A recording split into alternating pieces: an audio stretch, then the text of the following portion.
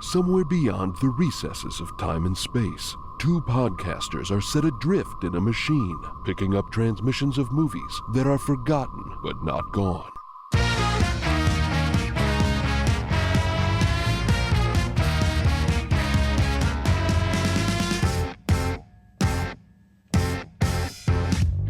Welcome to Movie Memory Machine, the only podcast about forgotten movies that will knock your clock 6 ways to Sunday. I am your host, Landon Solano, joined always by my co-host, Truman Capstruman. It's good to see you, buddy.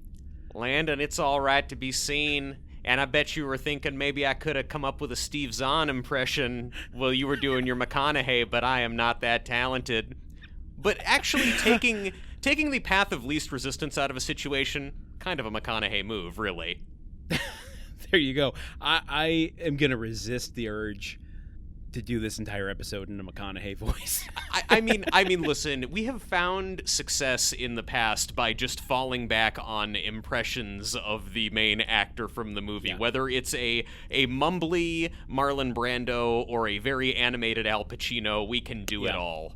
Badly. And whether they're good or not, or accurate or not, it hasn't stopped us. I think that we put our own specific spin on it. We embody these characters in a specific way, much like the different actors who have portrayed Dirk Pitt over the past 50 years have put their own spin on him. I love that you're not wasting time today. That is a good sign because we have a lot to cover. You are already McConaugheying again. Folks, although we might seem somewhat lackluster as this episode begins, I just want to let you know I have 40 pages of notes. In the past week, I have gone to a library.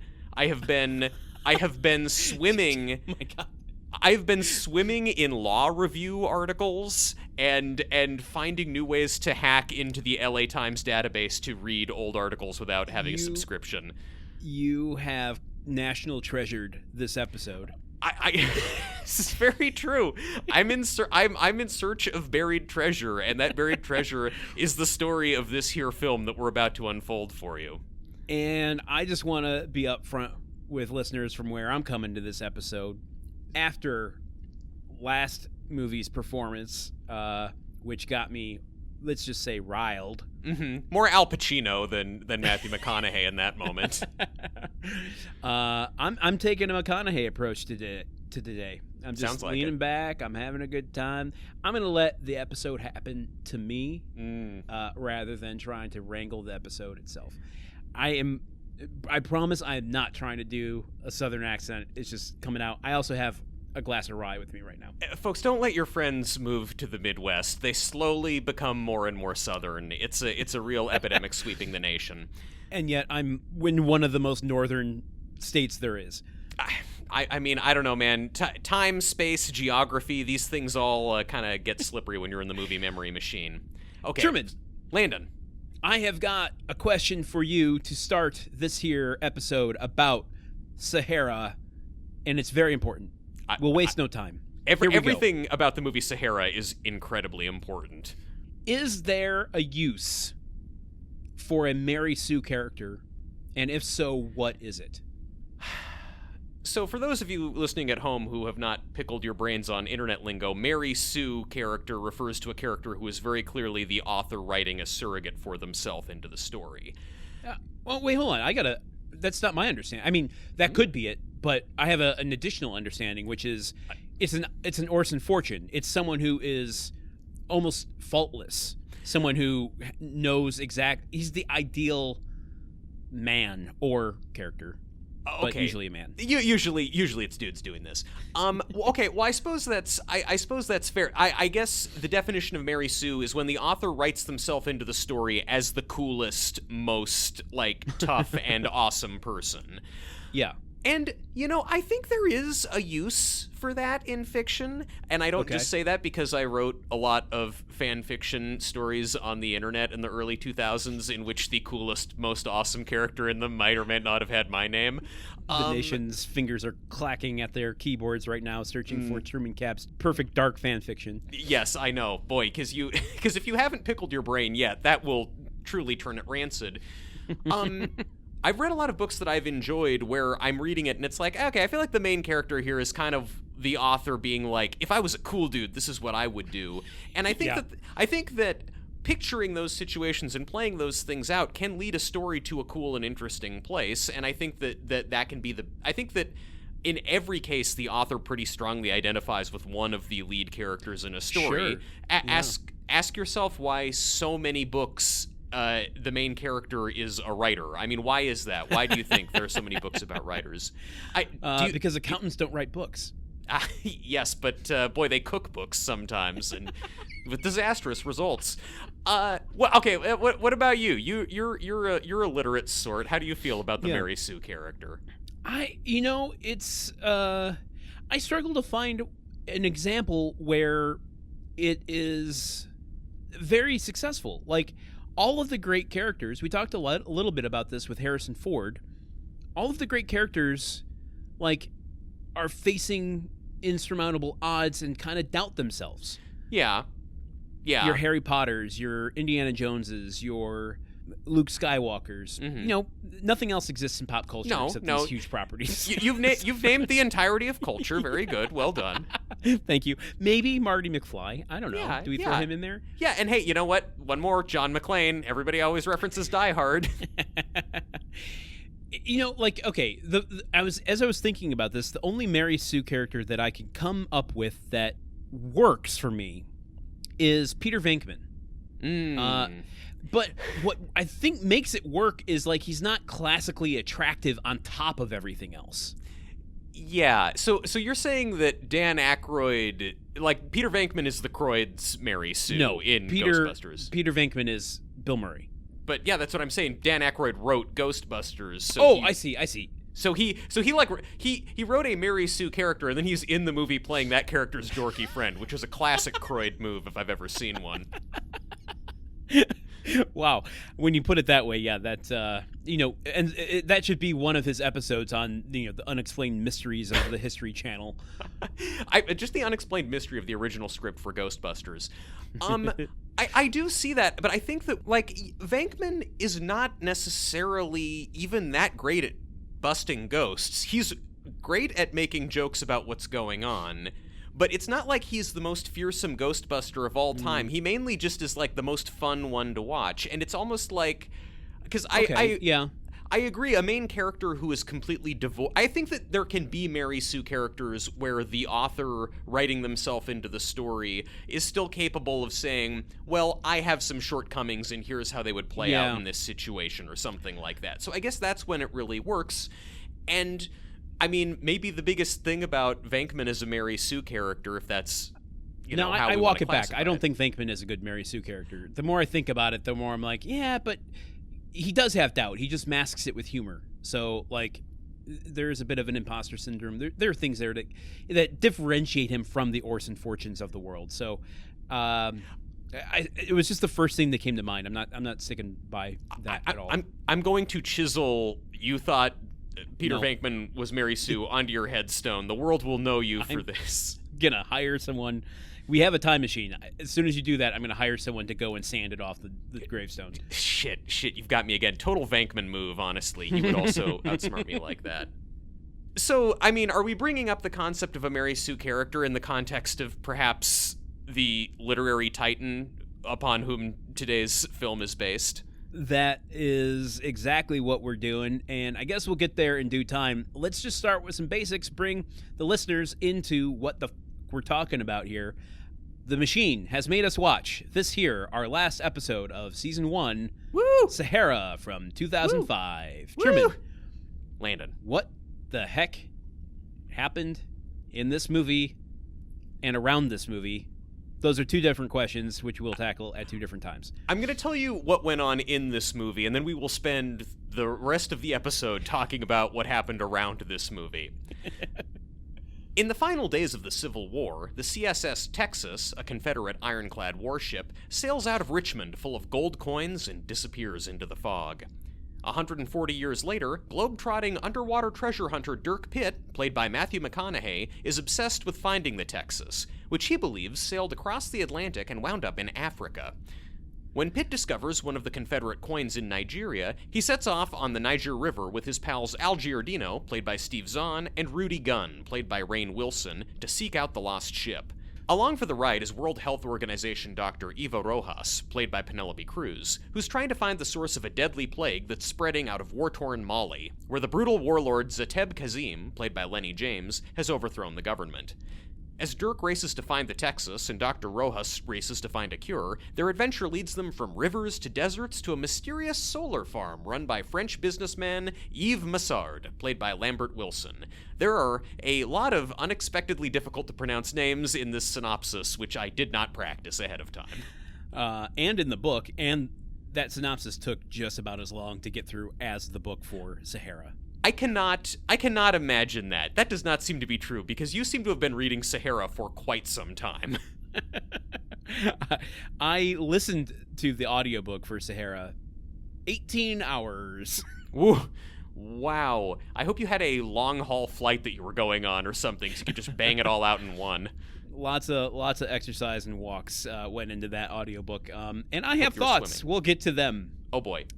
Let's just do a quick recap of the cast and crew here. I want to start with the main talents behind the camera. This is directed by Breck Eisner. Remember that name. We'll be circling around back to him a lot. Eisner. Where have you heard that name before? Eisner. Yeah. The eyes have it. Okay, we have a team of writers for we this. We have an army of writers. Do not diminish them. A lot of ands and ampersands in this. We have Thomas Dean Donnelly, Joshua Oppenheimer. 2. Not that one.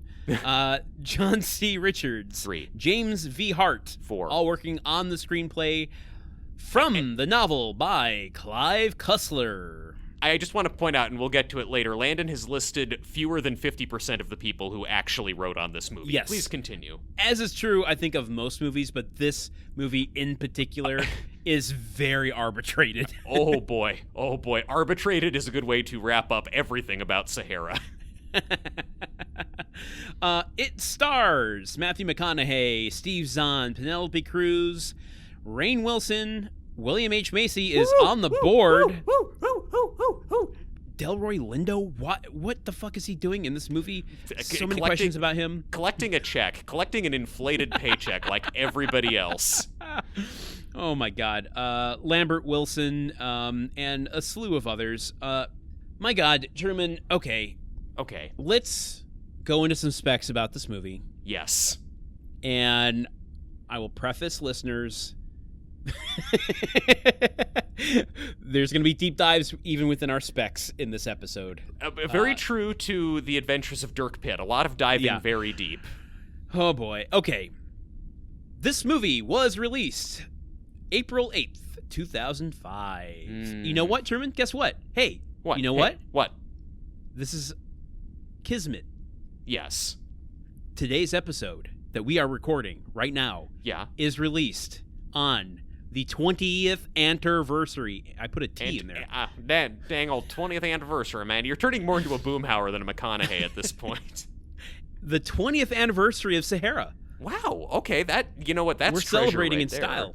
I mean, look, I just hope that this episode isn't overshadowed by all of the other celebrations. You know, the ticker tape parades down the streets of New York, the largest coordinated scuba diving expedition. They're apparently actually going to raise the Titanic for realsies this time. Oh, my God. It was released by Paramount Pictures. Now, you've done a lot of research. Some could say Did you that. happen to find out how many theaters it was released into? Wow. Okay, maybe I haven't done as much research as I thought, because this time I do not have that information. Do you want to venture a guess? I'm going to venture a guess. I'm going to say that this bad boy showed up in like 2,900 theaters. It's close. You're very close. You want to get one more guess in there? Well, we haven't talked about the budget yet, but when you're trying to recoup the expenses for this debacle... They would need to open this in theaters on the moon to recoup these expenses. I'm going to... Okay, then 3,075 theaters. I think that's about as close as you can get. It is 31.54. Wow. Okay. That's good. I feel good about that. You know what? I remember that because Barnyard came out like a year after this, and we were surprised that it hit 3,000 theaters. Like, so what you're saying is Sahara did Barnyard numbers in terms of theaters. In terms of release, yes.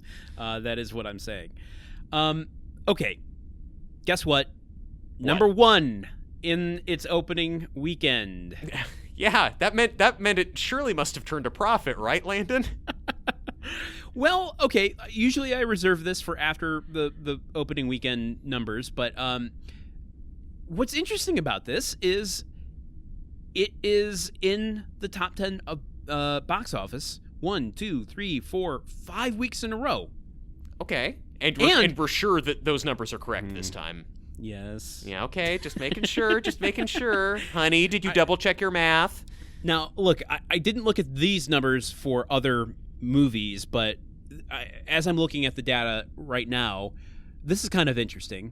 So it goes from 1 to 2 to 3 to 5 to 7. Mm-hmm. That's its box office run. Yeah. Top 10 box office run. Yeah, slowly sinking down beneath the waves, yeah. Yeah. However, the theaters goes from being released into 31.54, which we talked about. Second week, same amount of theaters. In its third week, it goes up. Oh no! 3,200 theaters. This is the film distribution equivalent of them jamming the needle full of adrenaline into Uma Thurman in Pulp Fiction, just like, yeah, come on back, make us our fucking money. Dance monkey, come on. Oh my God. Let's talk a little bit about what it was up against in its first weekend, shall we? Here's the top 10 box office for April 8th, 2005. In fact, I'll just do the top 5 because we've got a lot to cover today. We have so much. Coming in at number 1, Sahara. Yeah. Then, followed quickly behind it, Sin City. oh man, what a time to be a teenager. I haven't watched that movie in like 15 years. It scares me that it's one that does not hold up well. I mean, I can't imagine that it would hold up well, right? Like, there's just no way. Frank Miller himself did not hold up well. Yeah, and also they kind of like tried to basically do a pseudo sequel to it with The Spirit or whatever, and that landed like a sack of doorknobs. An actual sequel to it. Oh shit! Did that? Uh-oh! I feel the machine vibrating around us as it gets a new idea. Oh dear. All right, coming in at number 2, also in its first week. Yes, I'm sure about that. Jimmy Fallon and Drew Barrymore in Fever Pitch, based on Nick Hornby's novel. Wow. Okay, interesting. It's a baseball movie. The book was a soccer movie or a football movie, depending on where you are in relation to the pond. Or how pretentious of an American you are, yes. Fair point. Ashton Kutcher comes in along with Bernie Mac in the 4th spot for Guess Who? Yes, the first Hasbro adaptation to really go big. It's the retelling of Guess Who's Coming to Dinner. Man, what a clever inversion. And then bringing up the 5th spot is Beauty Shop with Queen Latifah and Ensemble. Wow. Queen Latifah and Jimmy Fallon were both in the movie Taxi together a few years before this. You are correct. And I'm not sure about this, but I think that is an adaptation of the popular TV show with Andy Kaufman. That I'm not sure about, but let's just round out some numbers here and get to the fucking discussion today. This stayed in theaters for 17 weeks. Man. As I said, it was 5 weeks in the top 10. It had a $145 million budget. Some might say it even went as high as 160. I'm not trying to dispute you. I'm just reading a number that I got from a bunch of trade articles. You know, this is all approximated stuff. You can't trust the internet. Different sources, different horses. That doesn't make sense, but it rhymed. That's this. You know what? McConaughey would say that though. If you were like wearing a tight white T-shirt, leaning up against a muscle car, smoking a cigarette. All right, let me. Hold on. I don't have a white T-shirt, but I can lean, and I got my rye here. Yeah. Try it. All right. Different sources, different horses.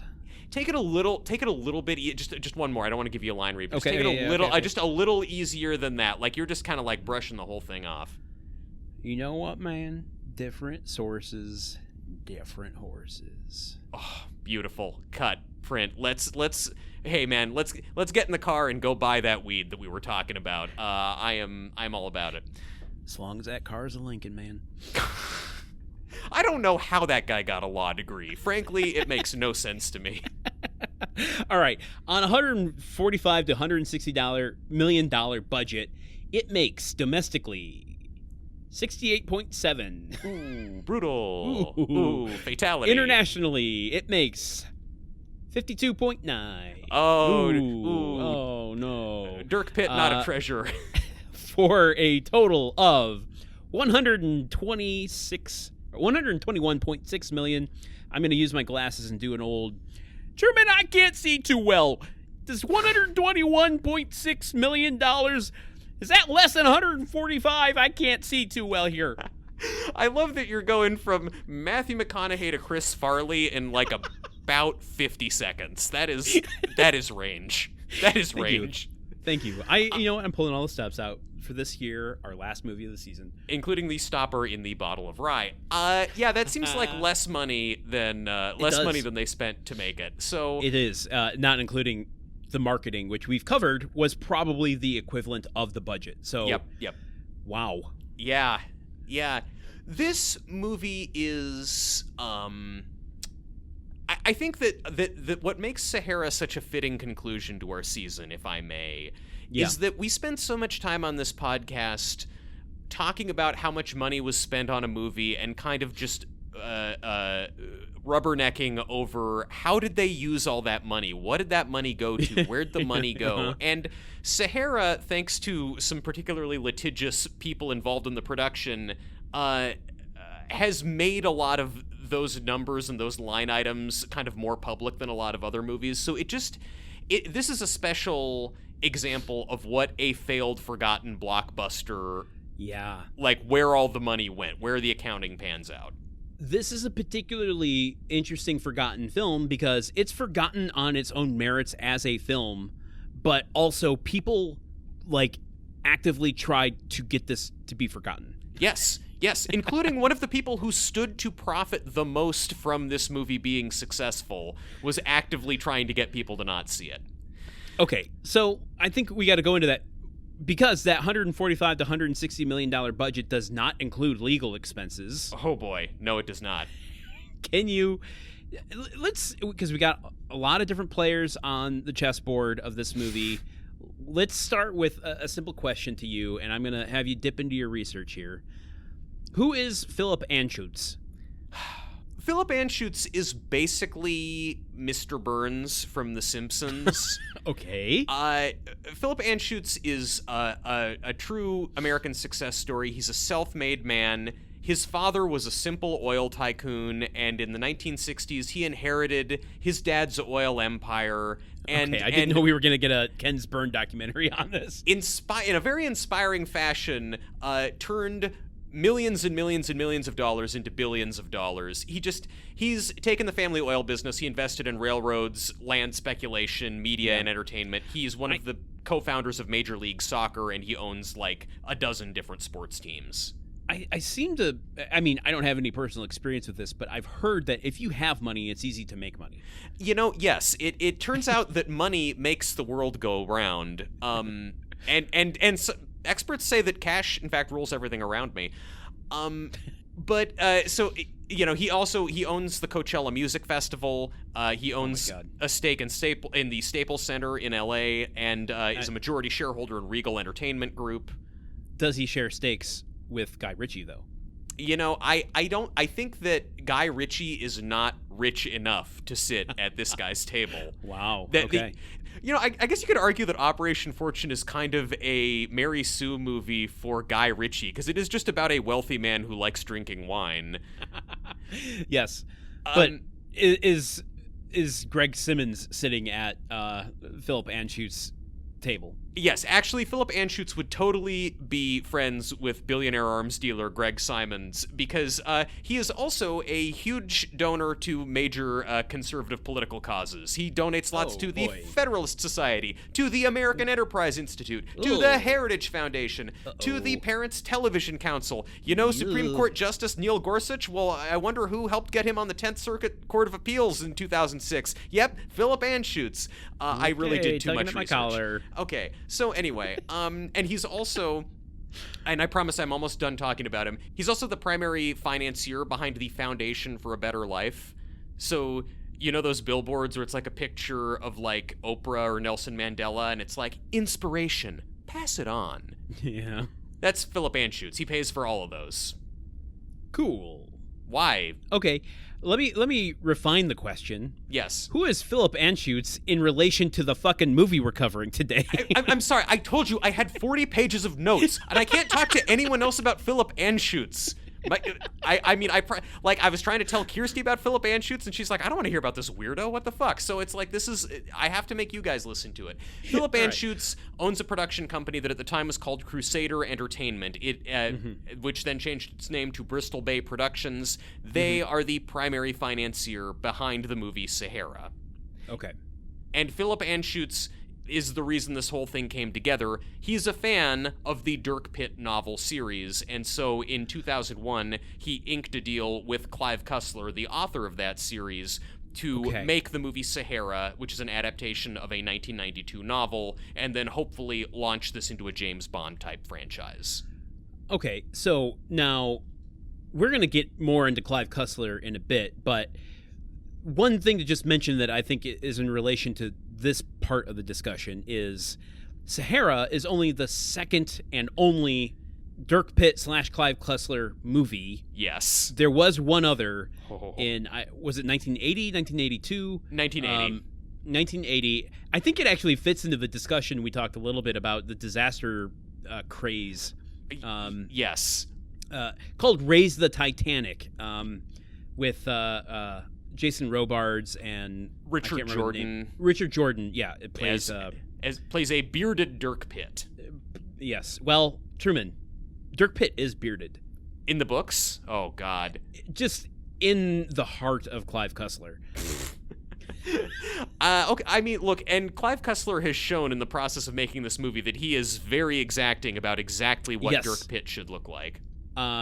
Yeah, listen. I listened. Okay, just well, we're getting a little ahead of ourselves. I watched this movie 4 times.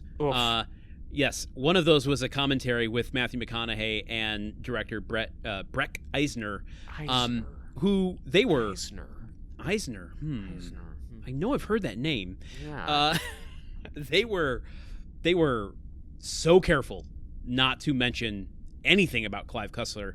However, they had a code word between them, which was green contact lenses, that to me was fuck Clive Cussler. Because Matthew McConaughey wears green contact lenses in this movie throughout. Yep. And you cannot tell, or at least it's not drawn attention to, purely because Clive Cussler was so exacting about Dirk Pitt's eye color. Yes, Clive Cussler, who, as we will soon discuss, is the author of the Dirk Pitt series and the one whose fertile creative mind birthed Dirk Pitt into existence. Okay, bring this back to Philip Anschutz. Raise the Titanic. Was a flop. Yes. By the way, Clive Cussler hated it. Clive Cussler hated it. Audiences hated it. You watched Sahara 4 times for this. I watched Sahara once, and I watched Raise the Titanic, which felt like watching 3 really bad movies in one. I also watched Raise the Titanic. Oh, that shit sucks. That movie is bad in almost every way. Except for the way of having watched it on TV. It unlocked a sense memory for me of sitting, I don't know if it was UPN, some channel, non-cable channel, would run movies on Sunday afternoon, and I just remember having my TV on all the time while I was forced to do my chores, and it was just whatever movie was on, and I know I watched Raise the Titanic that way, and so I watched it again to kind of unlock that memory and that feeling. And it's not good. I'm not going to defend it, but it still made me feel rosy feelings. Look, it made me feel like I was doing chores watching Raise the Titanic. It is just a lot of shots of model boats and shots of people looking at them. Yeah, I like that. I mean, listen. You like model trains in real life. Yeah, but I don't want to watch a movie that's only shots of model trains. I mean, have you tried it? Actually, you know what? You're right. I haven't. Guys, give me like a week. I'm coming back. Okay, Phil Banshoots, Clive Cussler. Clive Cussler hates his movies. He hated Raise the Titanic. So why does he agree to do Sahara under Phil Anschutz? Truman, the floor is yours. Okay, so Philip Anschutz used a really brilliant negotiating tactic in which he offered Clive Cussler just an absolutely ludicrous amount of money and unprecedented creative control over the movie. They met up, and he basically offered Clive Cussler $10 million for the rights to Sahara, and then $10 million for each subsequent movie that would get made. So, oh my God. So that fell apart. Yes, well, and partially because of Clive Cussler. So but he offers him this huge amount of money, but he also, they put it in the contract that Clive Cussler will have final approval on any script that they go with. It just basically says Cussler has to sign off on a script before they can start shooting. Let me tell you something. Breck Eisner has some thoughts about that. Yeah. And many of the other people who were signed on to direct the movie and then dropped out during the protracted and painful pre-production process also had thoughts about it. Okay, all right. All right. They had a script. This is all detailed in a bunch of different articles about the lawsuits that were filed after the movie came out. Okay. But they had right. when the deal was first signed, they had a script that it seems like Clive Cussler was okay with. And then other studios came on board. They wanted rewrites to the script. So they brought people in to rewrite the script, and then Clive Cussler wasn't okay with the revisions. And then even though the studios were okay with it, they had to keep rewriting the script to try and get Clive Cussler on board. And then they'd lose a director because the director didn't like the changes. And they'd make more changes, and then they'd lose a studio, and they'd have to bring a studio back in. And then Clive Cussler's pissed. And they're bringing in writers left and right. Is there a single story in the history of literature and fiction, short of the Bible, that is worth bringing to the screen all that trouble?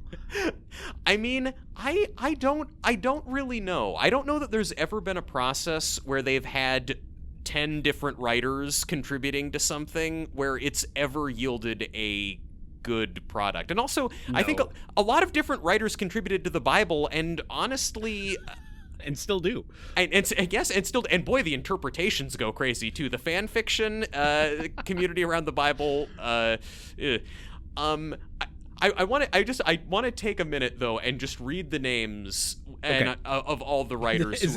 Wait. Is this going to be like The Recruit, the wall of? Yes. The wall of fallen heroes. Yes, exactly. Some of them, and previously these have just been marked with a star and no name because a lot of these folks weren't credited. So I'm going to cue up the machine to play some patriotic music in the background. All right. The writers of Sahara, in order, we're both saluting: Thomas Dean Donnelly and Joshua Oppenheimer. David S. Ward, who won the Academy Award for Best Original Screenplay for The Sting in 1973. He also wrote Sleepless in Seattle. James V. Hart, who wrote Hook. Josh Friedman, War of the Worlds, The Black Dahlia. Thomas Dean Donnelly and Joshua Oppenheimer. Again, it was weird. Not that Oppenheimer. No, different Oppenheimer. Douglas Cook and David Weisberg, writer of The Rock and Double Jeopardy. And John Richards, the writer of Nurse Betty. Thank you for your service. Each of these writers was brought on for a couple months and paid between $500,000 to $700,000 to do revisions. Clive Cussler was frequently incredibly rude to the writers and refusing to approve drafts. He was on record calling the writers hacks, saying it's the worst dialogue he's ever seen. He threw a copy of the script into a garbage can in front of a couple of the writers. Okay. And so they wound up spending about $4 million trying to get a draft that Clive Cussler would approve of, and never really did. Yeah. Well, to their credit, I feel all of those writers, every single one in this movie. Yes, we can like when it's like a disturbance in the force every time there's a jarring shift to a different scene. I have so many thoughts that connect to that. But I feel like we should start hurtling toward talking about the movie a little bit. So maybe just a touch. Let's maybe start going deeper into the character, the stories, as we continue to talk about this stuff, okay? Yes, absolutely. One thing that I need to talk about is the book. And I have so many questions about the book, so I'm ready for this. So do I. German, no. Okay, look, okay. Oh man, I didn't think I'd be pinching my nose today, but I am. Matthew McConaughey would never pinch his nose. All right, you're right. He'd just do a pinch hit in the front right. seat of his GTO. All right, I got to lean back a little bit. Here. Yeah. There you go. All right. Yeah. I'm here. All right, here we go. Got a beaded seat cover going in this car. Yeah. Nah, listen, baby. In all modesty, I read a lot. Mm-hmm. I'm a big reader. I read a ton of books. I'm still picturing McConaughey saying this to me. Best thing about my library card, it keeps getting older. I stay the same age. I read a ton. I mean, like, and I'm not trying to brag about that. I just want to emphasize that to say that Sahara is, I think, the craziest book I've ever read. Oh my god. Okay. Continue. Tell me why. It has not one, but two prefaces.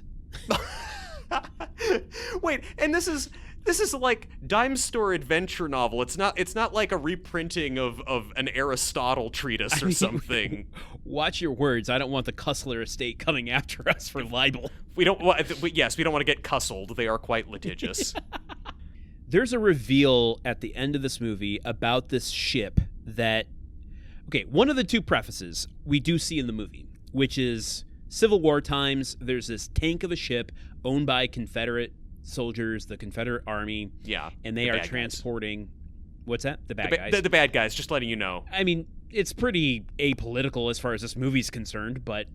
The screenplay took a stab, actually, at trying to be more woke, but we'll get to that in due time. Okay. It didn't succeed. I mean, they cut that out, but...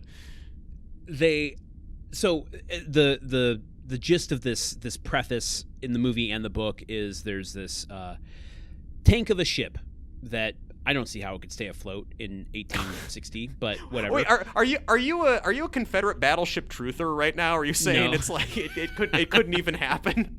That's the most implausible part of the movie Sahara for you? No, it's not. The ship whisking away minted coins that are for the CSA, the Confederate States of America. Yeah. This gold is transported, and we don't see this in the movie at all. Well, even a little bit. We see him loading the coins onto the ship. No. We don't see the next part. Which is this boat. We don't even see a little bit in this movie that this boat in Confederate waters somehow crosses the Atlantic and ends up stranded in the Sahara Desert. Like, the concept of that alone needs a series of novels. Yeah, they would probably be fairly interesting, even if the concept is somewhat ludicrous. Yes. But we don't see that. So, like, I want to illustrate that now for the ludicrous nature of, like, what the fuck is happening in this movie when we get there. Now, does the book cover the passage across the Atlantic?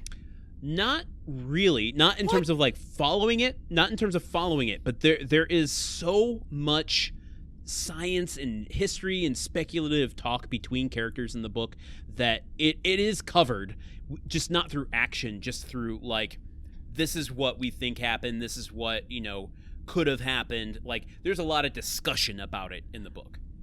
Author Clive Cussler, we should mention, is an engineer and has a real fascination with mechanical things and details thereabouts. And what's his relation to the water?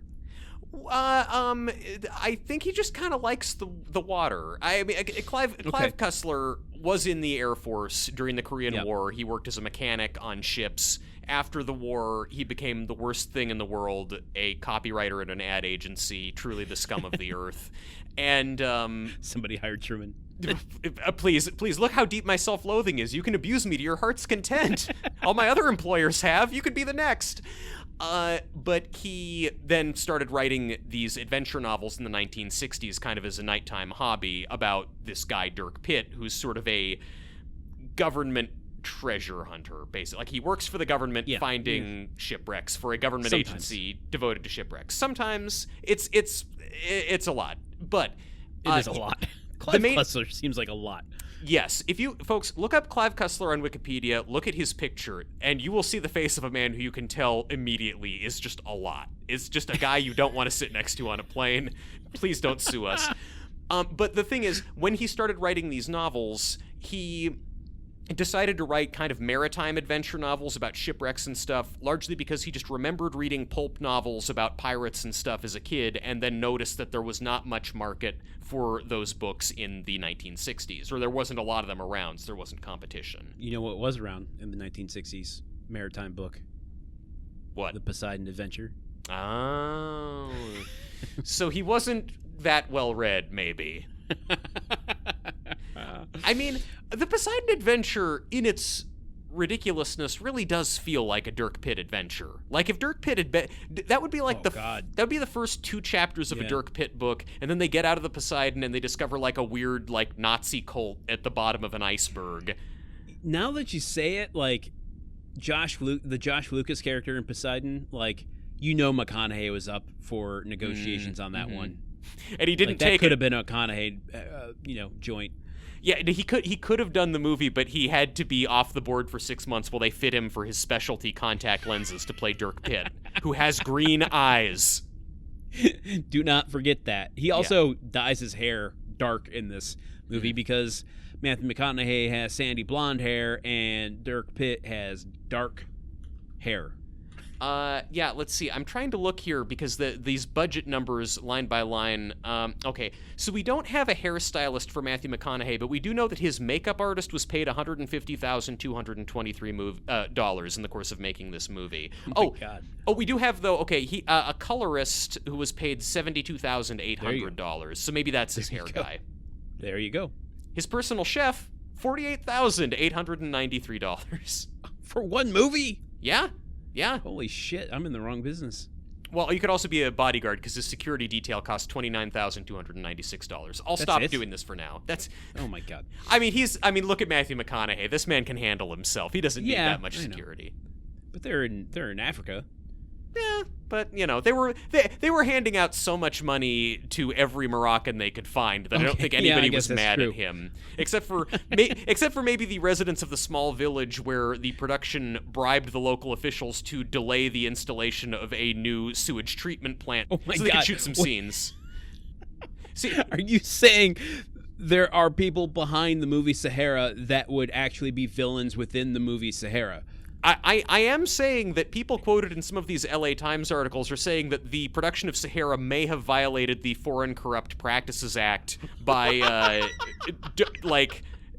by the way that they were bribing local officials to let them do stuff in Morocco. I like to think about the family of Moroccan, just small-town village people who have to, shit in latrine toilets for an extra 6 months because the movie Sahara delayed the completion of their sewer.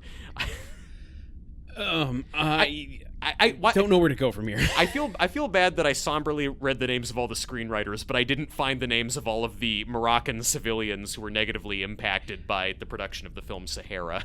We also salute every single one of you. Yes. Okay, so the book. Well, I'm going to have to bring the book up a couple times through here. There's something that's set up in that Civil War preface with the boat that comes into play at the end of this. At the end of the story, it does not appear in the movie, and it is one of the craziest things I've read ever. Okay, that is a genre feature. That's part of the Clive Cussler experience.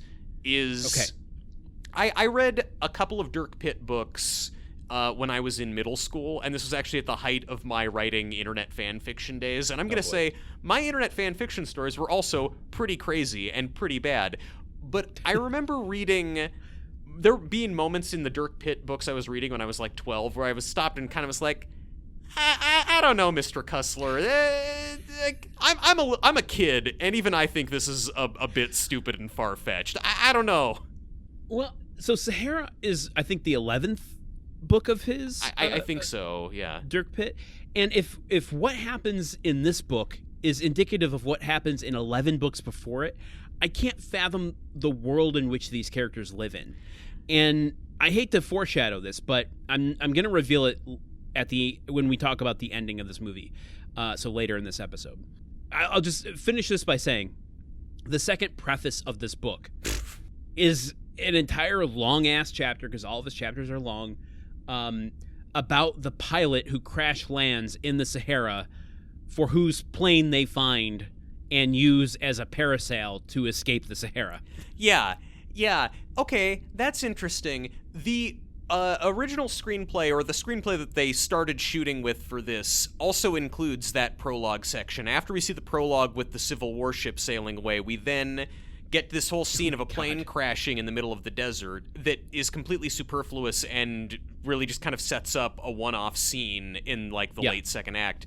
What's great though, Landon, is that they went ahead, that the scene of the plane crash in the desert, the totally pointless antique plane crashing in the desert, they shot that scene, cost over $2 million, I think $2.3 million to shoot it, and then we're like, we don't need this, we won't use it.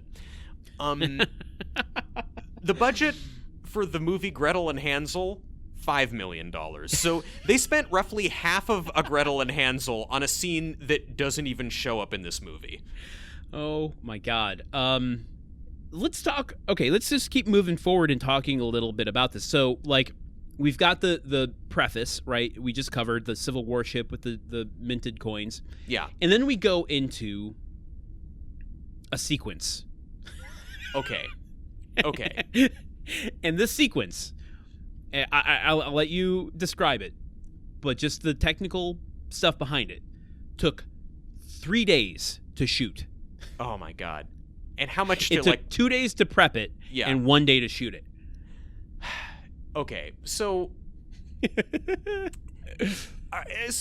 and to just set the table again, like they're trying to launch a Dirk Pitt franchise, and Dirk Pitt is a character who has this entire history and backstory that he brings into the room with him, and that they're trying to set up from minute one. This is a guy who, Dirk Pitt canonically was in the Navy, and then after saving an admiral's life, that admiral winds up becoming the head of the National Underwater and Marine Agency, which is a fictional U.S. government agency tasked with finding treasure. That's it in the books. In the movie, it's an independent agency. Yes. He just has boat adventures, baby. What I came up with for the description of who Dirk Pitt is what if Jack Ryan fucked? But I think Landon's is better. Boat adventures on the government payroll, National Department of having a good time in a boat. Really kind of a federal Jimmy Buffett agency, if you will. Because his main deal... I mean... As seen through the eyes of Matthew McConaughey, yes. Seen through the eyes of Dirk Pitt, the ideal man in the mind of Clive Cussler, maybe not, but... Yes, because Dirk Pitt, he works at this agency, kind of a desk job, but he always goes off treasure hunting for stuff and getting into adventures and unraveling global conspiracies, romancing women. He's a confirmed bachelor. He has this ongoing thing with a congresswoman in the books. And I have theories about that. Yeah, I have excerpts from some of the books that I've read that are shocking. But he's good at everything. He is quick with a joke and witty, and everybody loves him, and he's cool and righteous and moral and just. He has an extensive collection of classic cars. He lives in a cool old airplane hangar. In the movie.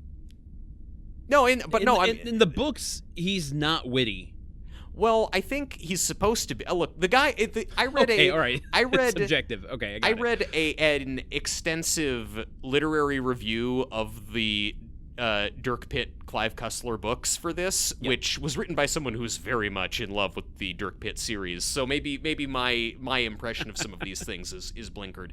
Anyway, he's just this character with this history of treasure hunting. He is a cool dude. He is every man wants to be him. Every woman wants to be with him. The opening credits for Sahara have the task of setting all of that up for an audience who does not really know who this guy is. Or care or need to know. Yeah, I mean, so we start out, like, we go from this Civil War battle, funky music starts playing, kind of a, it's groove. Dr. John. Yeah, Dr. John. And we, like, pan from this, we're on a cabin of Dirk Pitt's research ship, and it goes from a model of the Civil War ship that we just watched escaping, and it starts... Is it his ship, or is it his cabin on Sandecker's ship? I don't know, man. It's it doesn't matter. He's Sorry, just having a good time on a boat. Let's Matthew McConaughey wouldn't derail me with questions about details.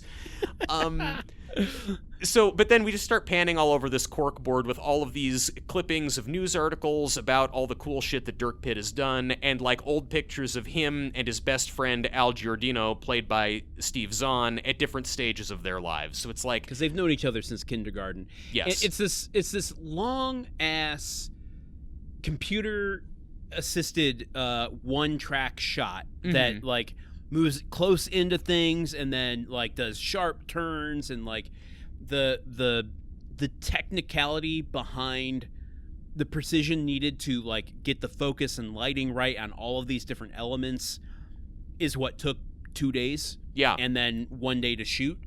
And that's Breck Eisner in a nutshell. Eisner.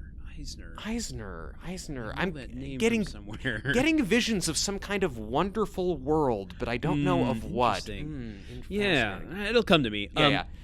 Anyway, this sequence goes on for a couple minutes. Those minutes, I think, though, are also hours and eons and lifetimes. Oh, interesting.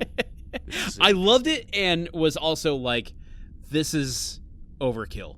Like, the amount, like, what this communicates to me is like, you meet someone new at a barbecue. And, it's our favorite place to meet people on this show, apparently. Yes, obviously.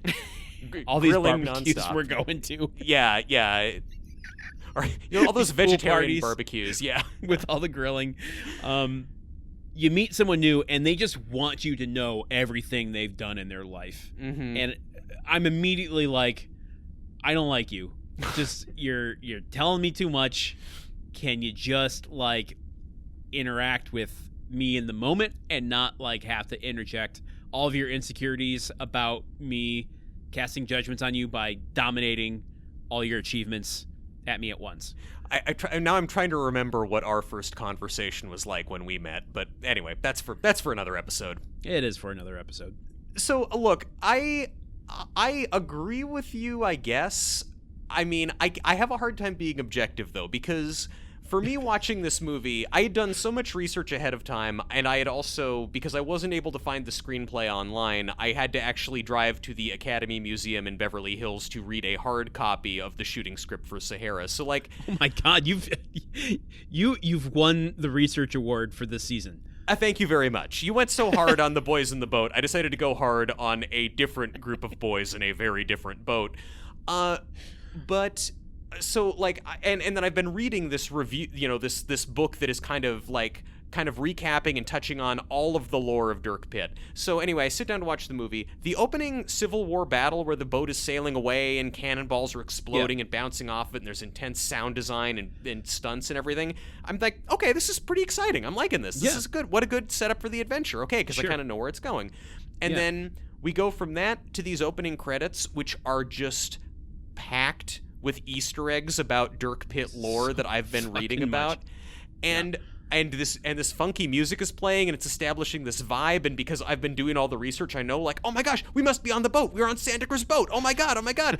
So, like, I'm, like, at this point in the movie, during the whole opening credits, I am honking like a fucking goose. I am loving it. It is the best for me. We've uncovered who this movie's for. It's this movie is for the people who love Dirk Pitt. It's not made for the massive audience that they intended it for.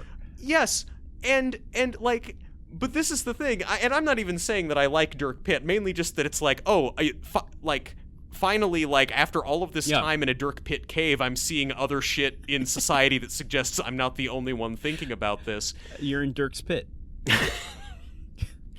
Not to be confused with seeing Dirk's Pits, yes, which is a very different scenario. And sadly we do not see Matthew McConaughey's in this movie because of stupid Christian Philip Anschultz and his PG-13 rating. But so we're panning all around here, and I'm thinking, like, oh my god, if the movie keeps up this tone, I think it's completely nailed the happy-go-lucky, treasure-hunty, good time beach read vibe of Dirk Pitt, and I'm, like, really excited. And so I'm thinking, because we're this just intricate, like, Boogie Nights ass panning all around all of these different items, I'm thinking, like, great, and then the last shot is gonna be we land on Dirk Pitt walking into the room or something. No. We cut away from all of this, and that vibe that I loved withers on the vine. Oh boy. Okay. Well, one note I should make right out the gate here, that Dr. John is one of many 70s classic rock songs that appear in this movie, this here movie called Sahara, directed by Breck Eisner. Eisner. And Breck Eisner says on the commentary track, the music in this movie is a character. So we have to keep that in mind. Well, I mean, he's not necessarily wrong. I just don't know if I like the character. I just don't know if this character specifically fits. I also, from the reporting that came out about the budget, every time you hear one of those classic songs start playing, rack up $50,000 on the budget for licensing. Oh my god. Yep, $50,000 per song. There's no way this is $160 million. I feel like just from what you've described, we're already at $200 million. Yeah, we haven't even touched the $8 million that they paid Matthew McConaughey to be in this movie. Okay. Yeah. Side note, let's just backtrack a second, because why not? This is a fucking messy episode. We're already an hour in. Yeah. Where was Sahara on your radar when it came out? I mean, I saw trailers for it. I remember Matthew McConaughey riding a glider plane fashioned out of, like, junk across the desert in trailers. But I didn't see it. It stuck out to me because it's like all those Dirk Pitt books that I used to read in middle school. And that, not knowing that it was a Dirk Pitt book. No. I mean, I knew that it was a Dirk Pitt adventure. Oh, you did. Okay. But, like, even me, who, unlike most people, had knowledge of the Dirk Pitt character, I was like, no, I'll pass. I don't need to give you my money, Mr. Anschutz. I'll stay away. So I didn't see it. I think I wound up later watching some of it on cable with my dad. I told my Sounds dad about right. we were doing scenario. Yeah, I mean, again, like every movie we've done, I watched it with my parents in some capacity. My dad, for the record, I told him we were doing this movie, and he was like, "Oh, Sahara, that's one of my favorite action movies. Oh, I just love that movie." So it has fans, I guess. I don't not understand that to some finite degree. Interesting. So, did you and your dad watch this movie? No, the scenario in which I saw this, I have mentioned on a previous episode. The thing is, I don't remember. I have zero memory of seeing trailers, of knowing of its existence in theaters. However, when I did encounter it, I was aware of it. Otherwise, I wouldn't have bought it. Yes, I said I bought this movie. Oh. The scenario in which I bought it, though, was one of those, like, buy 3 get 1 free Blockbuster at the front of the store things. What was the movie in the pack that you actually wanted? No, not a 4-pack of movies. It's like you got the bin in front of Blockbuster that's like used movies. You buy 3 of these, you get the 4th one for free. Oh. And Sahara was in my picks for that because I'm like, oh, this is a big Blockbuster movie that I didn't see and kind of knew about it, and I'm like, oh well, I mean, it's $4.99. I guess I'll buy it instead of rent it. Yeah, it was either that or like Barbie Horse Adventures and the Human Centipede, and you're like, it's like, well, I guess Sahara then. So that was the first time I watched it. Was when I bought it. I don't think I watched it more than the once, even owning it. and then didn't watch it for 20 years until this here episode. Where I watched it 4 times. Did you? Now, please tell me you watched the DVD that you bought 20 years ago, because then you would have really. That's the only instance in which I watched it. Okay, I bought it, watched it, and then it went on my shelf and sat there and collected dust for 10 years. And look, that's the great thing about physical media and about never getting rid of your DVDs. You never know when you're going to be making a podcast about a movie that you bought at a gas station bargain bin. I sold it. I sold it during an exodus of a bunch of movies at one point. Well, that's what I was asking. Did you watch the copy that you bought? Oh, I see. No. I watched it when I first bought it. I sold it. This one I got from the library. Okay, well then folks, you never get rid of your physical media. Hoard this is everything. Worth mentioning. Yes. I got the Blu-ray from the library. I had originally bought it on DVD. Is that the Criterion edition of Sahara? No. Here's the thing, Truman. You make fun of me. This movie was released in theaters in 2005, therefore on DVD and Blu-ray. When Blu-ray was first being released, you know what it has at the very forefront of the thing as soon as you press play? What? Paramount High Definition. You'll never see movies like this. And then it has a bunch of clips from Sahara in it demonstrating the technical capabilities of Blu-ray. Wow. And that's why it's Blu-ray mixed in with and other not movies. HD DVD. Yeah, it's because of Sahara's enduring legacy, besides the protracted legal battle around it, is that the Blu-ray format took off. Yeah, exactly.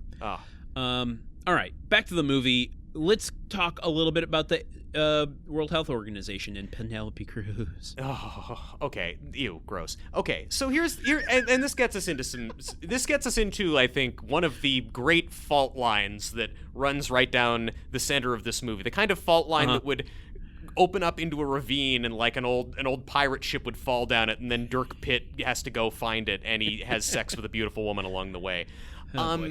So, yeah, we go from this awesome, like, funky good time establishing these cool dudes on a boat to without even seeing. Dare I say, when they make the movie Memory Machine movie, that sequence is going to be opening our movie. The camera panning around the ship with all of our adventures. It's just us talking about movies and ignoring all the other guests at numerous different parties throughout the 2010s. Yeah. Basically just exactly. us standing completely still, wearing darkly colored clothing. A lot of adventures. But so we go from this to like the music blends then from the Dr. John into like stock traditional African music on the soundtrack. Yeah. And we find Penelope Cruz. Just straight from Breck Eisner's mouth. The woman who sings the theme of Sahara is a character in this movie. Oh, really? I mean, it's really like because the songs are characters in the movie, or because she's actually a character. No, in the movie? Separate from the 70s rock, the voice of the Sahara theme is really a character in the movie. Oh, I see. That's well, hey man, that's really beautiful, and honestly, I should probably watch the movie again because that might recontextualize it and maybe help the movie make sense. The character of this lady singing the kind of mournful African kind of hi or whatever sound that you get. So fucking played out by that time. Yes. What's important about her is that whenever you hear this woman doing the kind of mournful singing, that's how you know that the Eva Rojas movie is starting, which is different from the Dirk Pitt and Al Giordino movie. Yeah. We meet that one is more Leonard Skinnerd. Yes. The Eva Rojas movie is like above ground swimming pool Blood Diamond kind of. It's like a Truman. She is, because she plays this World Health Organization doctor. They discover that people in the outer slums of Lagos, Nigeria are dying of this plague-type disease, and she's insistent that, it's coming from Mali. We need to get into the neighboring country of Mali to find it at the source and cure this thing, but Mali's government has been overthrown by a warlord and the country has fallen into civil war. So I'm just excited because one of my notes was the tone of this movie's all over the place. Does it want to be Blood Diamond or does it want to be Indiana Jones? Thank you. Yep. That's and it settles on both. So there will be so we've gotten this little taste of like, yeah, it's going to be Southern Rock Indiana Jones. It's going to be Jimmy Buffett Indiana Jones. And then it's like, no, we're going to be a really think piecey movie based on a novel written by a former CNN correspondent about like war and ethnic cleansing and pandemics and strife and how how the Western world has turned its back on Africa and like so Steve Zahn and Matthew McConaughey are having a blast. They are never not having a good time. They are fishing, they're driving boats around, they're liquored up for a lot of the movie. And Penelope Cruz is like, she's never having a good time. She's always like holding up a test tube to the light or furrowing her brow or saying like, these people are dying and no one cares. And it's jarring. It is really jarring to go between.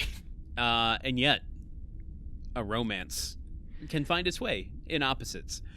We'll get there. Truman, what is she doing? Because take us through, like, what is her objective initially and where we're going to go with it, and then I've got something to contribute from the book. Okay, she wants to go. She wants to go to Mali because she's known by treating these sick people in Nigeria that Mali is where they're coming from, or like everyone who has died of this disease that makes their eyes all look all fucked up. And hang on just really quickly while I double check the amount of money that was spent to make these guys look sick and have their eyes fucked up. Ah, yes, facial disease special effect, $54,600. So not as much as his personal chef. I mean, almost as much as his personal chef. Yeah, almost as much as his personal chef, but basically a third of what Matthew McConaughey's makeup artist was getting paid. Okay.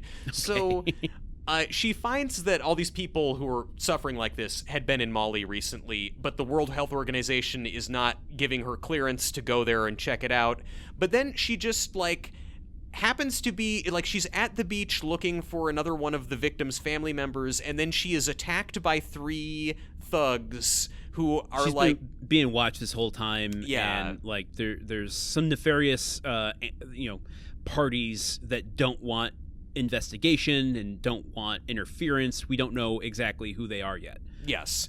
And so they attack her on the beach, and it's like, oh, you never should have come here. And they've like got her down on the ground and are choking her to death. And it's, I'm not having a Leonard Skinner good time anymore. I am watching a civil servant like being choked to death in a state of real fear. And then from her perspective on the ground, suddenly like one of the guys gets a spear gun shot through his hand, and then suddenly there's this tall strapping dude punching the shit out of him and knifes one of them and he dies, and the other guy runs away, and then it's Matthew McConaughey's face just comes into screen over her head with the sun behind him, and he's got like a puka shell necklace on.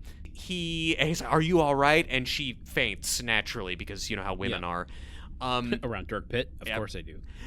Well, I mean, as the hallmark of the Dirk Pitt novels, usually he meets women by rescuing them, and usually asks them out while in the process of rescuing them. Yeah. Does. Okay, couple thoughts that I got to interject here. Of course. I'm going to start in reverse order. I think Breck Eisner. His talent lies in technical stuff. Yeah. And this moment when she's getting attacked is actually, I think, really effective. Like it's in a different movie. Technically effective. Yeah. Like he shoots it from her perspective. So it suddenly goes incredibly handheld, and every shot that you see is like flashes of what her what she would be seeing, like flash of a blade, the guy, looming over her, so shot from below, and then just kind of like weird, upside down glimpses of McConaughey getting out of the water and like, a hand grabbing the guy by the neck and flipping him over. Like just, it's really kinetic. It's really rooted in perspective and character. And like in a vacuum, this sequence I think is very well done. It's visceral, and you definitely feel. I mean, the sound design here also is really good. Like you are in her shoes in this moment. That's another thing that Brett Eisner said on the audio commentary track. The sound design of this movie is it's like a character in this movie. Wow. Now were each of these sound elements getting a paycheck to play characters as well? Or were they getting like SAG benefits from this? You'd have to be careful because that moment when he whispers, "Are you all right?" In effect, you would only get in the theaters. Mm-hmm. He played his voice over every single surround sound so that his voice would envelop you.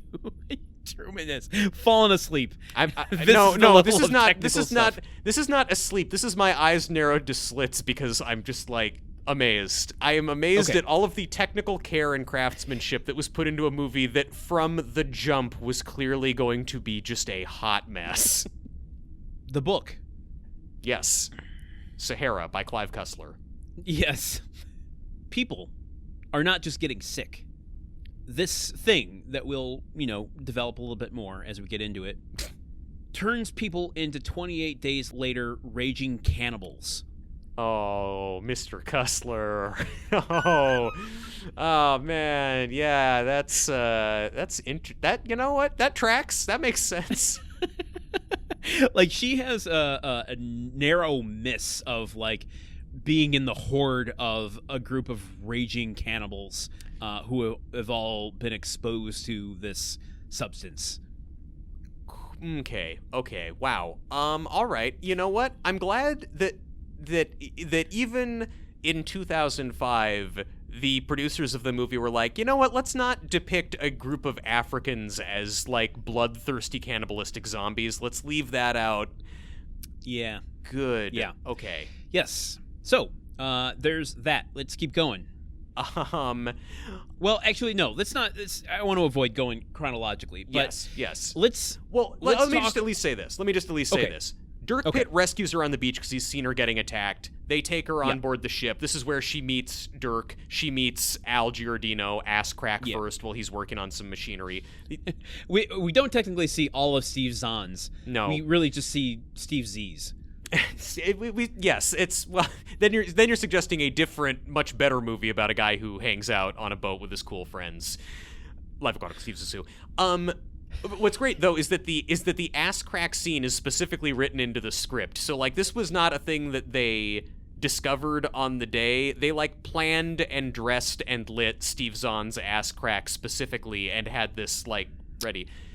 But the point is she comes on the boat. This is how she meets everybody, and this is kind of like she gets in good with William H. Macy, Admiral Sandecker, and that's kind of how her Blood Diamond story gets intertwined with Dirk Pitt's boat adventure. And I just think that, and I don't know, maybe it's different in the book. I look forward to hearing. I think that's so stupid that just like the way that the two stories come together is not like any kind of meaningful joining. It's just, oh, these guys happened to attack her while Dirk Pitt was nearby, and then he just picked her up and took her home. Like, really? It finds connection later in the movie, but to start with, you're right. It's weak as shit. Also, the main story coming together doesn't make any sense to me and is completely unsatisfying.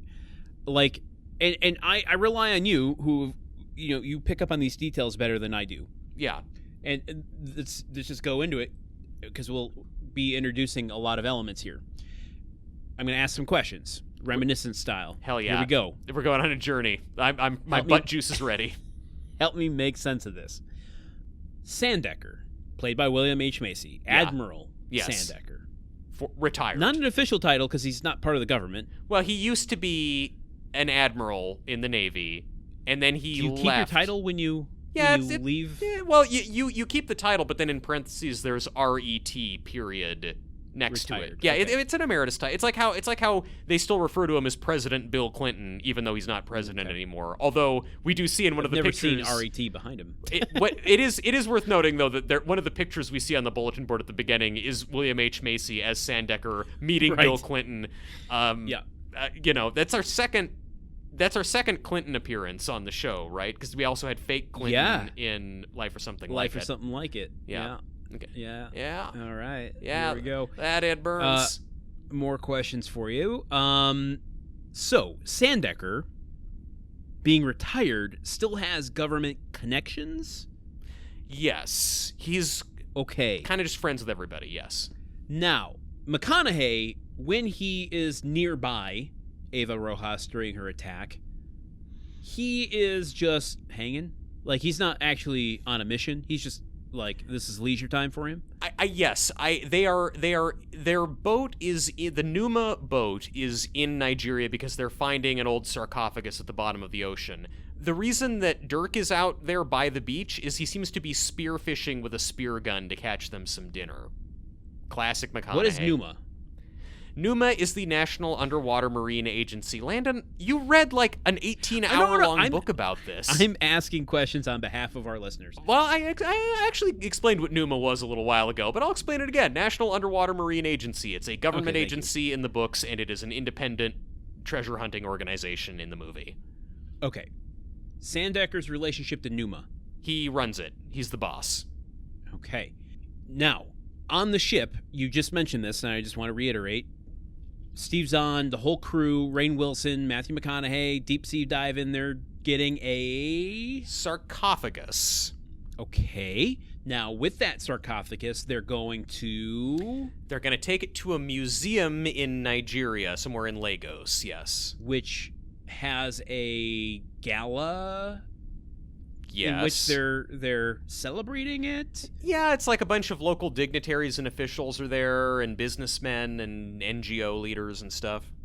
Including the villain of the movie? Yes, Yves Massard, the French businessman who I guess just has connections in Mali. And he's at this gala because... rich people gonna rich people. Also, right. Dr. Eva Rojas also is at this party. I don't know why just an ordinary World Health Organization person is going to a fancy party, except that she cleans up very nicely. So I guess Penelope Cruz. Yeah. Listen, Penelope Cruz is invited to every one of my parties. And her representatives have asked me to stop sending invitations because frankly it's creeping her out. But yeah, I don't know. They're having a big get together to celebrate this thing that they've found, and on the way to it, Dirk has gotten the Confederate coin that tips him off that the Texas is nearby. There is way too much happening here. Mm-hmm. It is way too many elements happening. So, just to recap, we've got sarcophagus, which has no bearing on this movie whatsoever, except to have this party in which numerous people come together. It also serves when she's first on the boat, we see them winching it up from beneath the ocean, and that's kind of what I mean. It's a way to get all these characters to meet. Dirk Pitt is... And to give Dirk Pitt an entrance. a second entrance after his first entrance with the spear gun. But now, yes, he rides up out of the water while American Man blares on the soundtrack $50,000. And it's corny, but it is kind of a dope-ass, like, okay, well, this is the kind of hero you've got. This is 50% of the movie that you're watching. I hate to correct you on air. It's American Band. Well, it sounds like American Man.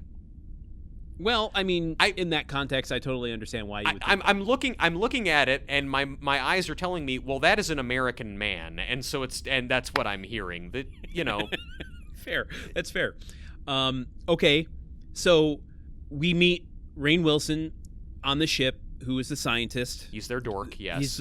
He's the resident geek. Hey, Landon. Yeah. Hey, Landon. Yeah. I'm sorry to interrupt you because I know we're trying to get through this. Yeah, that's all right. Go ahead and guess how much money they paid Rainn Wilson to be in this here film. I'm gonna guess it's less than $1 million. You're in the right waters. You're swimming in the right territory. I'm hoping it's more than Matthew McConaughey's chef. Oh, okay. Wait. Let me scroll down. Let me just make sure of this. Okay, personal chef. Ooh, Landon, I have terrible news for you. Oh, no. I suddenly have so much sympathy for fish. Look, this is a fish in water. He does some swimming in this movie, and is better in this movie than in The Rocker. I'll give you that. That's also true. He makes me laugh a lot more in this movie than he did in The Rocker. How much did Rainn Wilson get paid? Rainn Wilson was paid $45,000 to be in this movie. He is doing stunts. He's in multiple scenes. Yeah. They paid him less than they paid the song American Band to be in this movie. Matthew McConaughey's personal chef, $48,893. I mean, despite what Breck Eisner says, the numbers might indicate that Rainn Wilson isn't a character in this movie. If Breck Eisner doesn't directly tell us that someone or something is a character in the movie, we cannot assume that it is. Okay. Continue. Yeah, all right. I'm just trying to unravel this nonsense here. So, and it doesn't matter. Okay, we have this gala, and at some point, Dirk Pitt gets wind that there's this Confederate coin that he, gets from a pawn shop guy or some smuggler or whatever. Black market, whatever. It's a dumb he gets movie it, and he's based like, on a dumb book being covered by a dumb evidence. podcast. This is evidence of his long-term obsession with finding the Texas ship, right? Yes. And he brings it to Sandecker at this gala and says, 3 days, give me 3 days and your ship, just to explore the potential that this might be real. Sandecker's like, nah, fuck that. And then McConaughey shows the coin. Now, I only get to this granular level of detail to illustrate. Shouldn't the movie be about the ship? Yeah. Yeah, I mean, this moment in the movie happens 25 minutes into this movie or more. The fact that you're introducing this incredibly complex adventure about Confederate soldiers and the Sahara and trying to connect those together, but you spent your time talking about a sarcophagus that does not matter and introducing a subplot about a plague that is, overtaking African countries like Mali. This is overly complex for a dumb big blockbuster. I don't begrudge the sarcophagus shit. I begrudge all of the blood diamond shit. I think that them at a gala presenting the sunken sarcophagus that they scavenged is a perfect first 10 minutes setup for the adventure movie about good old boys having a good time finding an old-timey Civil War relic that is inexplicably in Africa. Agreed. What doesn't make sense is that this is coming so much later in the movie because they had to front load a bunch of really grim, thought-provoking stuff about Civil War and strife and ethnic tensions. Oh my god. That's the thing. That is the thing. That is the thing about this movie, is that there is the Texas that is the MacGuffin that Matthew McConaughey is after, and it's this lifelong obsession for him. I think that's a really good and cool and fun and interesting hook for a treasure hunting movie. And it's every time they get started chasing after the Texas, it's they then decide to stop doing that and start having the movie be about a different thing. It's because they get Sandecker's boat and they're going to go up the river into from Nigeria into Mali to try and find the boat, but then it turns out he's having Dr. Rojas and her co-worker come along with him so that they can drop them off in Mali to seek this thing out. Sandecker's arranged it, and it's so then it's just a big long thing of them going up the river and him and Rojas kind of hitting it off and good times in Southern Rock and fishing. Okay. McConaughey has this thing. They stop along the river and he's showing her these bioluminescent seashells. They're they call them angel wings because they kind of look like angel wings. And he says they glow underwater at night and nobody knows how they do it. Wouldn't it be cool if more of the world was like that? And I mean, fucking Dirk Pitt. It's corny and it's stupid, but I have to say, and I thought this when I read it in the screenplay, and I thought it when I watched it in the movie, it's that's dumb, but if I was a woman and Matthew McConaughey said that to me, I'd be okay, you got me. You're really good looking, you have a cool job, and that's just deep enough. All right, I'm in. Hold on, Truman. Now, what? I'm not about to, expose your whole ass here, but... my capses, yeah. Here's some news I think you're aware of. You're not a woman. I'm not. Definitely not. You're not. Assuredly not so. Would you still feel that way if he threw that at you after hours of only talking about his obsession and, the good things in his life all happen on the water, every single one? He doesn't ask Eva Rojas a single question in this movie. I watched it 4 times. I looked for it. Yeah, I mean, brother, you're watching an adaptation of a Dirk Pitt novel. I don't know what you expected. I'm just saying, to develop this romance about this fucking Mary Sue character who only thinks about himself and his own obsessions is I don't know, just the most cookie cutter bullshit. I have no investment in this relationship at all. Okay. Them laughing at the end of this movie, rolling around on the white sands of Monterey,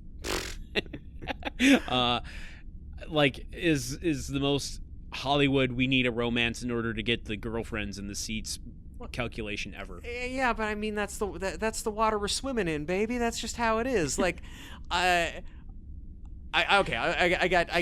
is a bifurcated thing. I have 2 different points I want to make. First, the original ending for the movie in the screenplay, he and Eva Rojas are they're having their sweet ending moment in the surf, and then she basically pushes him onto his back as the water is flowing around them and kind of gets on top of him. Does he drown? Does she drown him? No, she doesn't.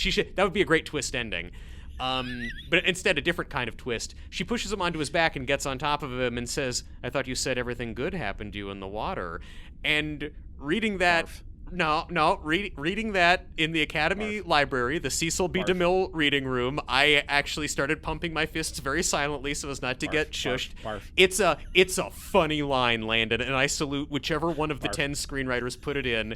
And I lift my third finger to weird fundamentalist Christian Philip Anschutz for taking it out so this movie could be PG-13. Because you can show them shooting a bunch of people and people dying of a disease, but you can't suggest that 2 good-looking people are gonna fuck. No, we can't have that. On the commentary track, this moment on the boat when they're showing the angel wings and sharing a drink and talking about all the good things happening on the water. Is it a character? It's not a character. It's to imply that they had sex. They have sex in that moment. Breck Eisner told you that? Him and McConaughey. Well, of course McConaughey said, yeah. Yeah, I totally had sex. I mean, that just sounds like... No, they have... It's one of the moments on the track where they are, talking about, okay, how do you calculate just showing enough, but, making this a family-friendly movie?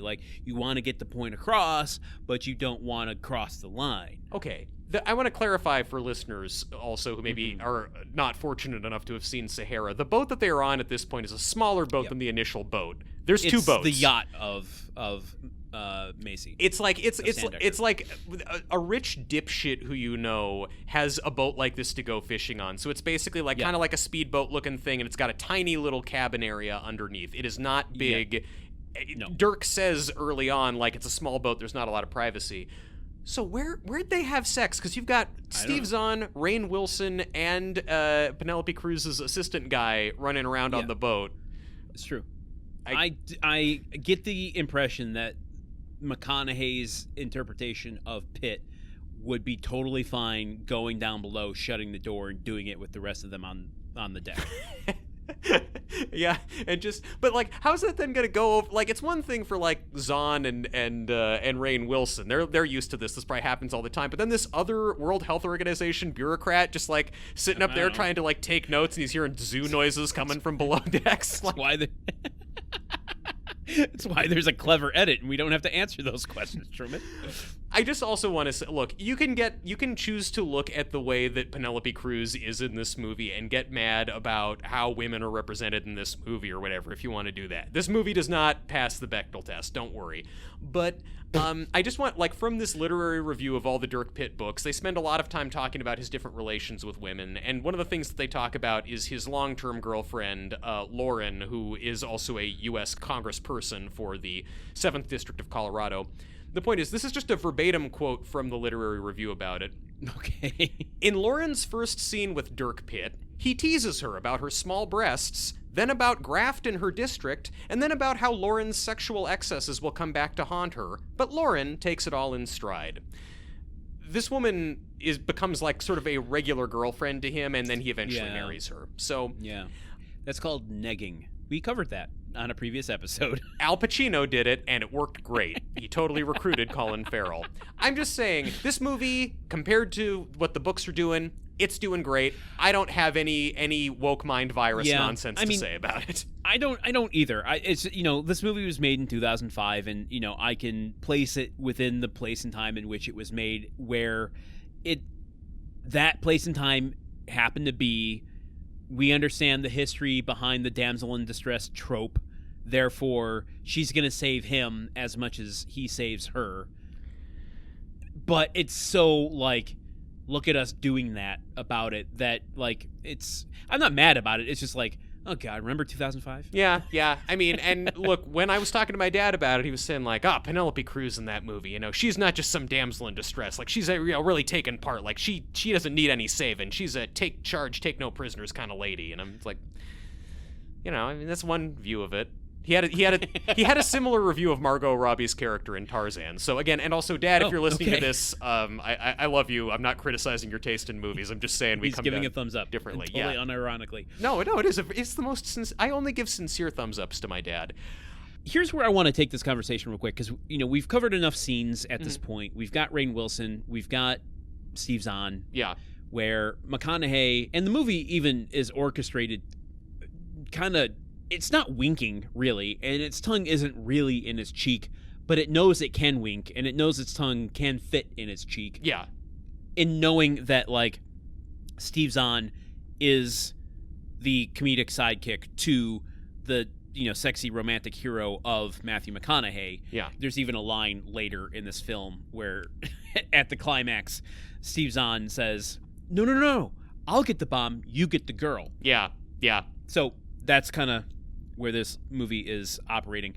But we've got two different kinds of humor a little bit in Rainn Wilson, who is more reactionary, and Steve Zahn, who is much more like goading. He pokes the relationship between him and McConaughey a lot, like the buddy sort of aspect of these sorts of big blockbusters. Yes. Aspect in terms of how we first meet Steve Zahn in this movie too. Ass crack spec. So good? Is that what you're gonna say? Yeah, that was amazing. Hey, very sincere thumbs up, just like I'd give my dad. And I'm genuinely curious about your thoughts and if you have any information about Cussler, why he hates this movie. According to the commentary tracks, a lot of the dialogue, the humor, was completely contributed by the cast. It was not written. Especially the Al Giordino stuff was ad-libbed by Steve Zahn. There's a moment later in this film where Eisner says on the commentary track, I think this was his solo track, not the one with McConaughey, where he's like... I loved Brett Eisner's solo stuff when he went out on his own. It was so good. I listened to all those albums. And we need to talk about Eisner in a second here. Eisner. He says that with a movie like this, and he's speaking with experience, this is his first film. But he must have been close to the industry somehow. Interesting. I don't know. It'll come to me. He says, with a film like this, you have to be exacting in orchestrating, storyboarding, planning the big action sequences, the technical stuff, and that the story that kind of glues it together is more pliable, that you can, find it on the day. You can just have a scenario and let your actors guide you to where you need to be. I'm paraphrasing. This isn't verbatim, but that's the sentiment he gives off. Yeah. That doesn't seem like it jives with Clive Cussler's whole fucking deal. This is the thing, because Clive Cussler, per his contract, had to be able to sign off on every change to the script, pretty much. So even when they're shooting in, like, overseas, they're shooting in Spain, they're shooting in Morocco, Clive Cussler was insistent that he would need to be able to get sign off on this stuff. And the whole reason that he wound up suing the production company was because he felt like they eventually boxed him out of the process and quit giving him that kind of handoff. And there were also, during pre-production, there were a number of times when Clive Cussler tried writing his own versions of the script, and everybody in Hollywood was like, do not fucking do that. This is really bad. Like, they had a screenwriter and scriptwriting guru named Robert McKee during the court case about this. Mr. Story, Robert McKee? Mr. Story, yes. If you like us are a failed screenwriter, you probably have a dusty copy of Robert McKee's book Story on your shelf. If you've seen adaptation and love Brian Cox, yes, you have encountered Robert McKee. So the real Robert McKee was hired by the Anschutz people, the defense in the court case. They hired him to evaluate a copy of one of the scripts that Clive Cussler wrote to like just basically testify before the jury to how bad the script was. And Robert McKee, who is one of the preeminent screenwriting gurus in the world, said, "I cannot overstate how terrible the writing is. It is flawed in every way writing can be flawed." The writing is very bad, he testified. He said this under oath in a courtroom. How bad? I have thought of phrases like seriously flawed or fatally flawed, but it is beyond all of that, because when something is flawed, there is an implication that something else about it is good. McKee said that he counted more than 50 examples of coincidences, poor logic, out-of-character moments, and improbabilities in Cussler's script. On average, there is something unbelievable happening every 2 minutes. The screenplay treated the audience like dimwits that need everything explained to them 3 times over. Very, very equivalent to reading one of his books. Yes, I mean, and it's just... And what Clive Cussler said in one of these articles is that he's accustomed to getting lots of notes from his editors for his books, but he says that he implements about 20% of their notes and just disregards all the rest. Yeah. So, anyway, all this, coming back around to the script, I think that why Clive Cussler hates the script so much has nothing to do with the actual dialogue or nature of it. I think he hates that he didn't write it, and that he was not given the chance to write it. What an insight. Again, look at Clive Cussler's Wikipedia picture and picture him being mad at you, livid, vein pulsing in his forehead, which is something that he was described happening during one of his meetings with the screenwriters, furious at you for a totally irrational reason. Kind of makes sense. So look, reading the screenplay for this, most of the lines that are in the movie are in the script. There are a number of moments that it seems like, okay, they must have come up with this on set, particularly the recurring running gag of Al Giordino losing his hat during chases, which I found delightful. Or when Rainn Wilson gets back to Sandecker and tells him that his boat blew up, he just... Oh, God, that was a whole fucking thing on the commentary. Because when he goes... Then they take Rainn Wilson's voice and have it be like an echoing audio bridge into the next scene. Is that what they were talking about? No, just that they shot that scene multiple times trying to find the humor of it, and Eisner could not find the humor of it, and ended with just Rainn Wilson making a sound effect. I think that... I don't think humor is Breck Eisner's strong suit. No, I'll just say that. I don't think story or directing acting is maybe his strong suit. No, but man, opening title sequences that factor in a lot of archival material, chef's kiss, perfect. He knows a lot about that. I think that the Dirk and Al banter in this movie, I like it a lot. I think it's pretty good. I was laughing at it. Most of it I like a lot, yeah. For being action buddy movie banter, I thought it was remarkably funny. I think that Steve Zahn is phenomenal in this.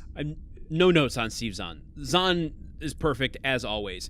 For me, it's the pit of it all, where like I think about the scene where after a number of things have happened, him and Steve Zahn are sitting at like a bistro, like a little cafe, and they're waiting for their check, and Steve Zahn is like trying to talk to him, like he's present in the moment with his buddy Pitt. Yeah, like what the fuck is going on?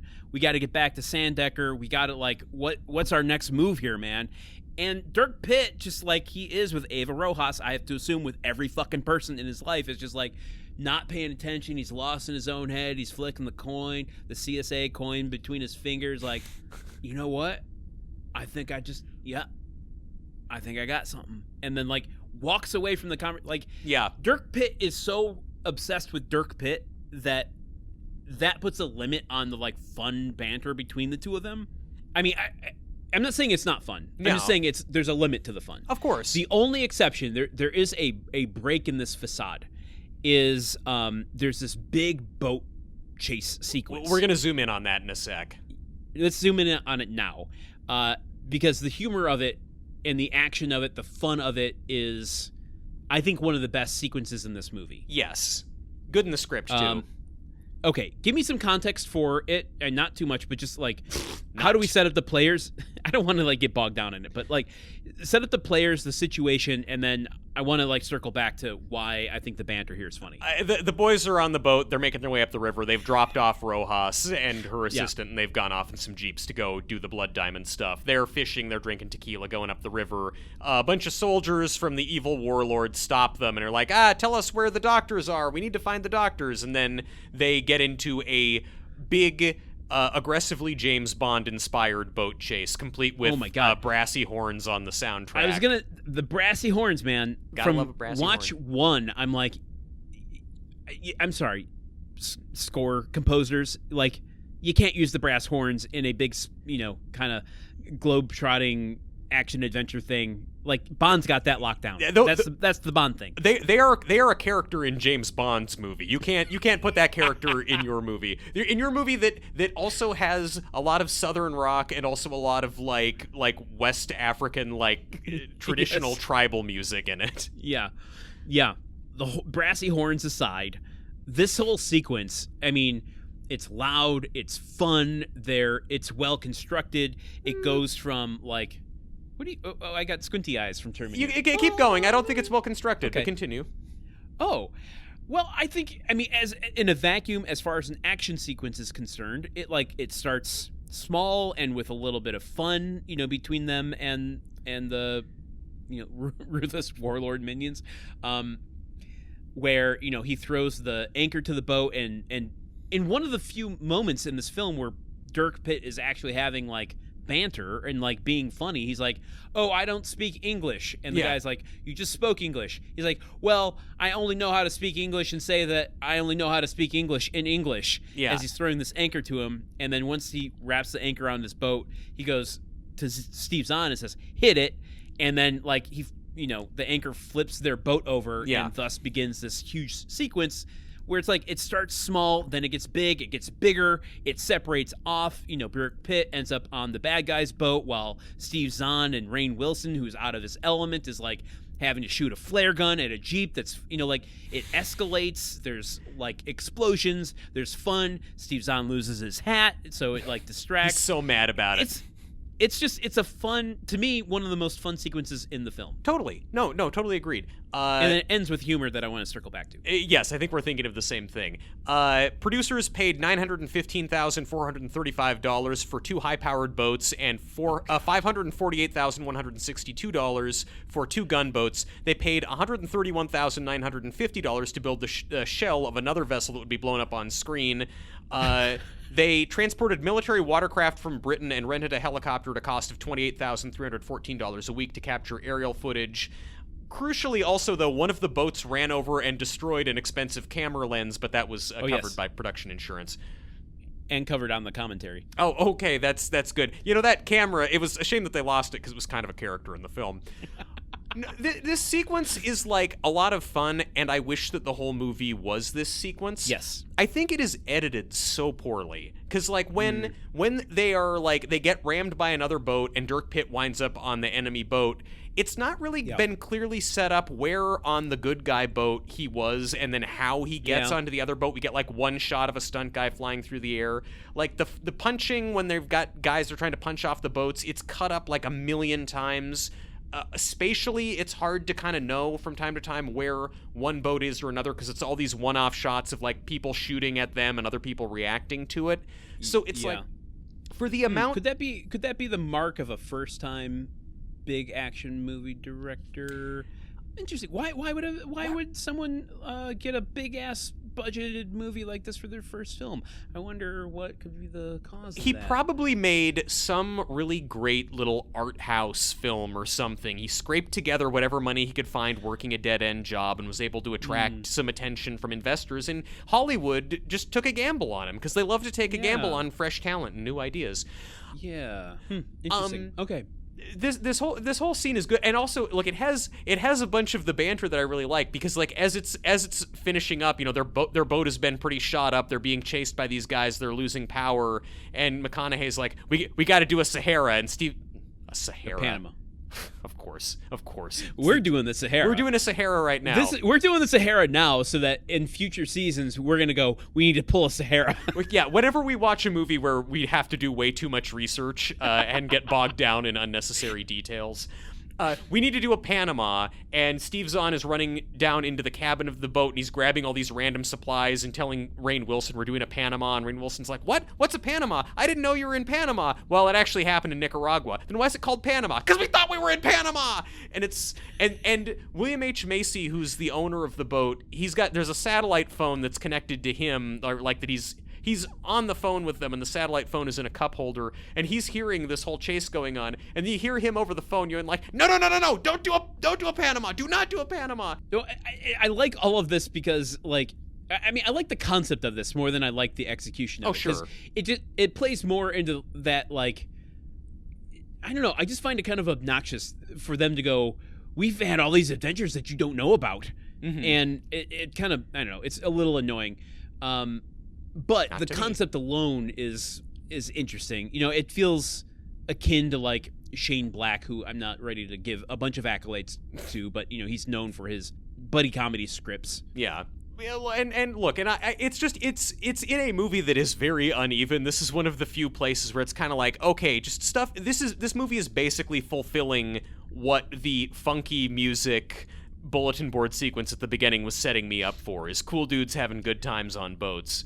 But and just for the audience, the Panama is they take a cigar, light it, cut the fuel line to the boat, tape the cigar to the engine, turn the boat in a U-turn and get it going back towards the bad guy boats, jump off the boat, and naturally the fuel line ignites just in time to blow up the bad guy boats as it's passing them.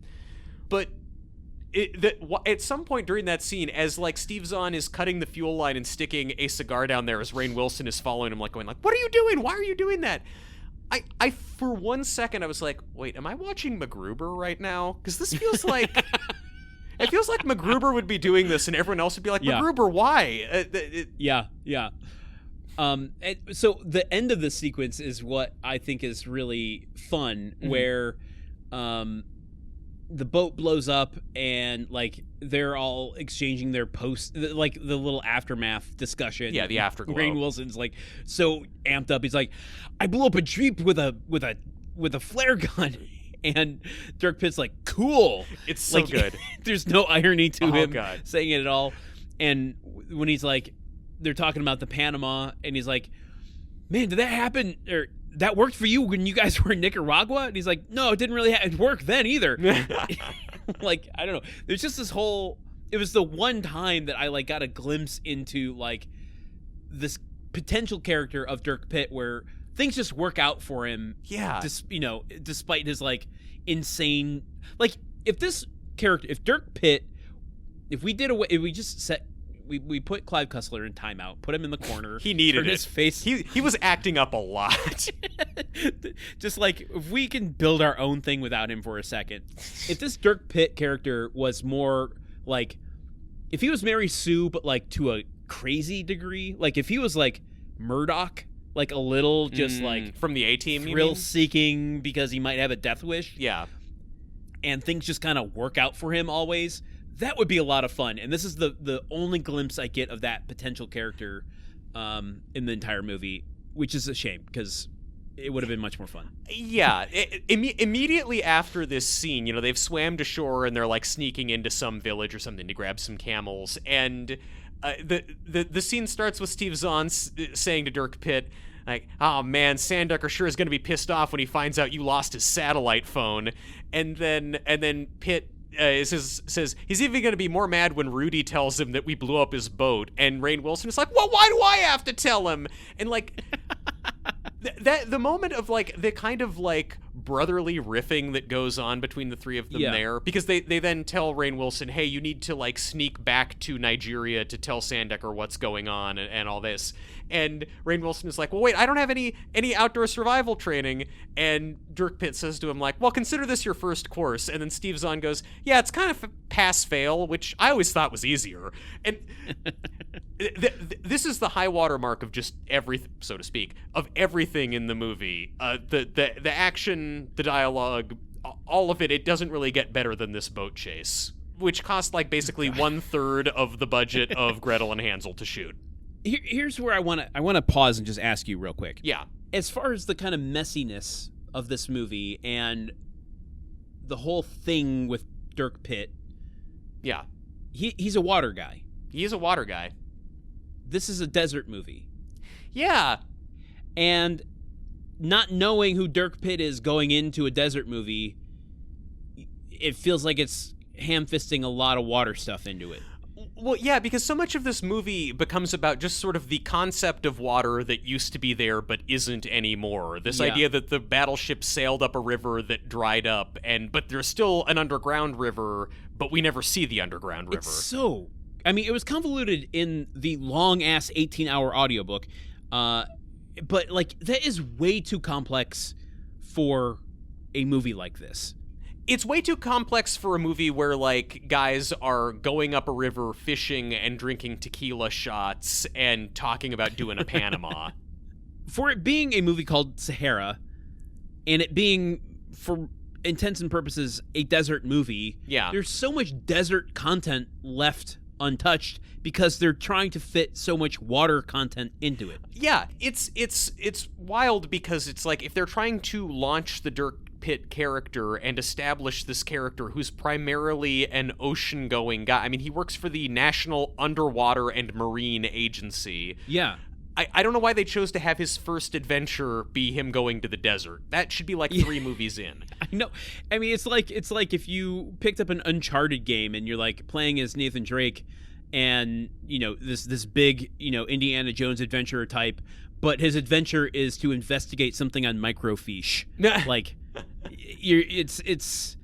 you're completely not pardon the pun, swimming in the water you should be. Yeah. It's like if the entire Uncharted series was just like that segment from the beginning of Uncharted 4 where you're just like cleaning up Nathan Drake's attic and pretending that you're having an adventure again.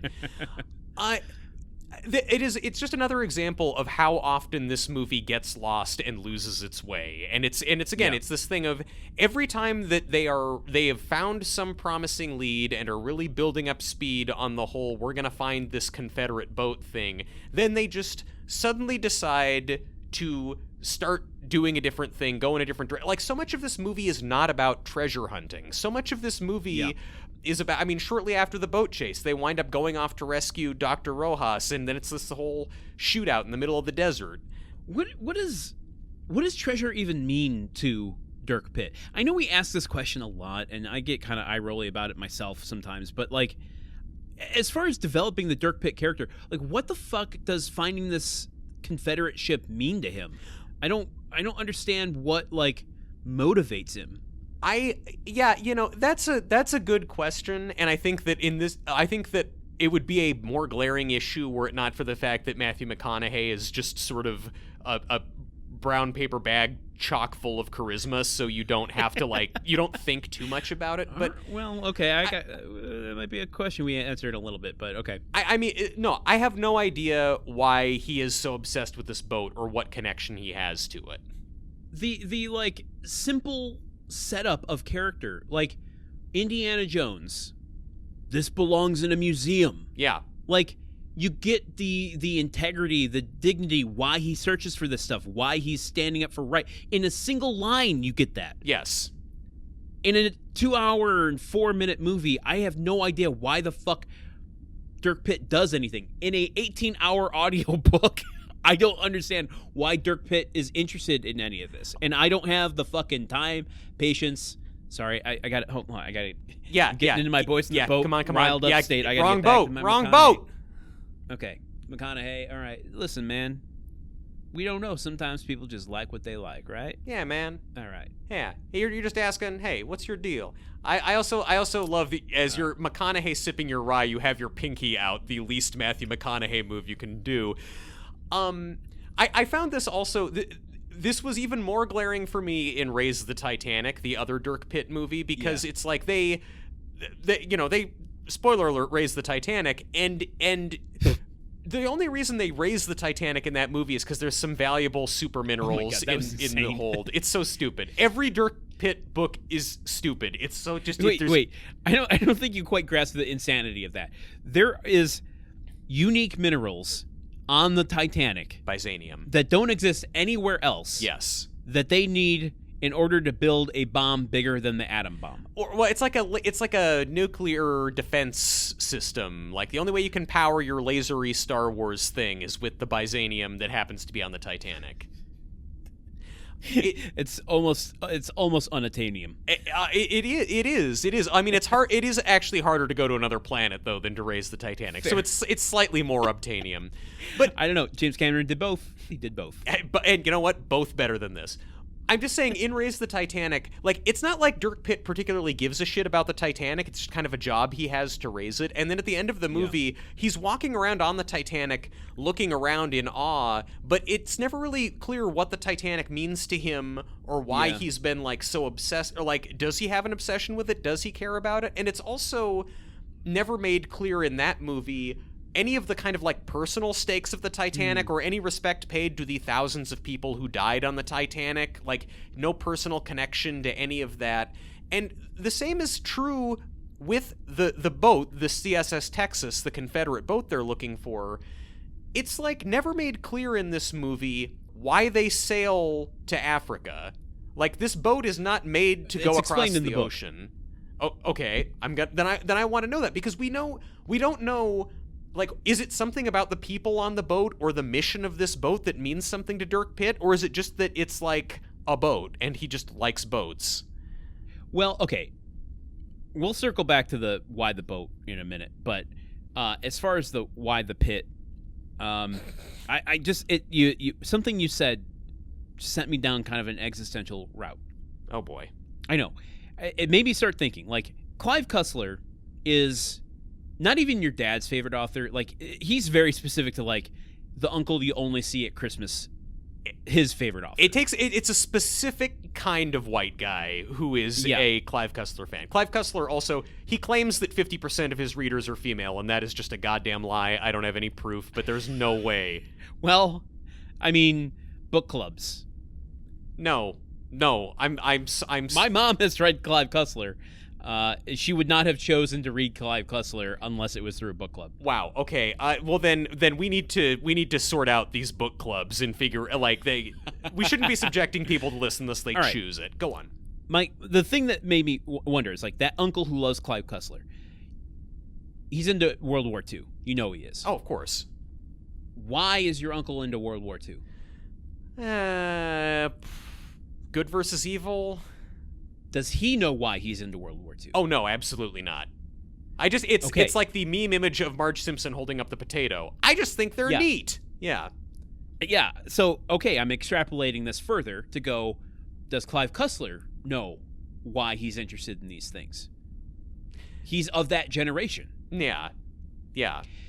He just likes them. Mm-hmm. I just like boats. Mm-hmm. I just like adventures. Mm-hmm. And therefore, I'm going to write an adventure about a guy who likes adventures and boats. Yes. Yeah. And you keep extrapolating this, and it's like the lack of self-reflection on the people who like these things are creating characters who have no self-reflection about why they like these things. And therefore, we are now left analyzing a film and characters, asking why they like these things, and they don't even know themselves. Men would literally rather create a series of best-selling adventure novels than go to therapy. Let's talk about the bad guys. Yes. We haven't talked at all about the villain of this movie, and I think this is something where, you've got the Bond of it all. Yeah. Where your hero your Mary Sue hero is only as good as your villain. Mm-hmm. And the villain here is like an incidental villain. Like, he's not out for nefarious things. He's just kind of corrupt and doing some not good stuff to the environment. Yeah, the villain is, like, more negligent than evil, and I'm not trying to and I'm talking, of course, about Yves Massard, who is this businessman who we find out very late in the movie.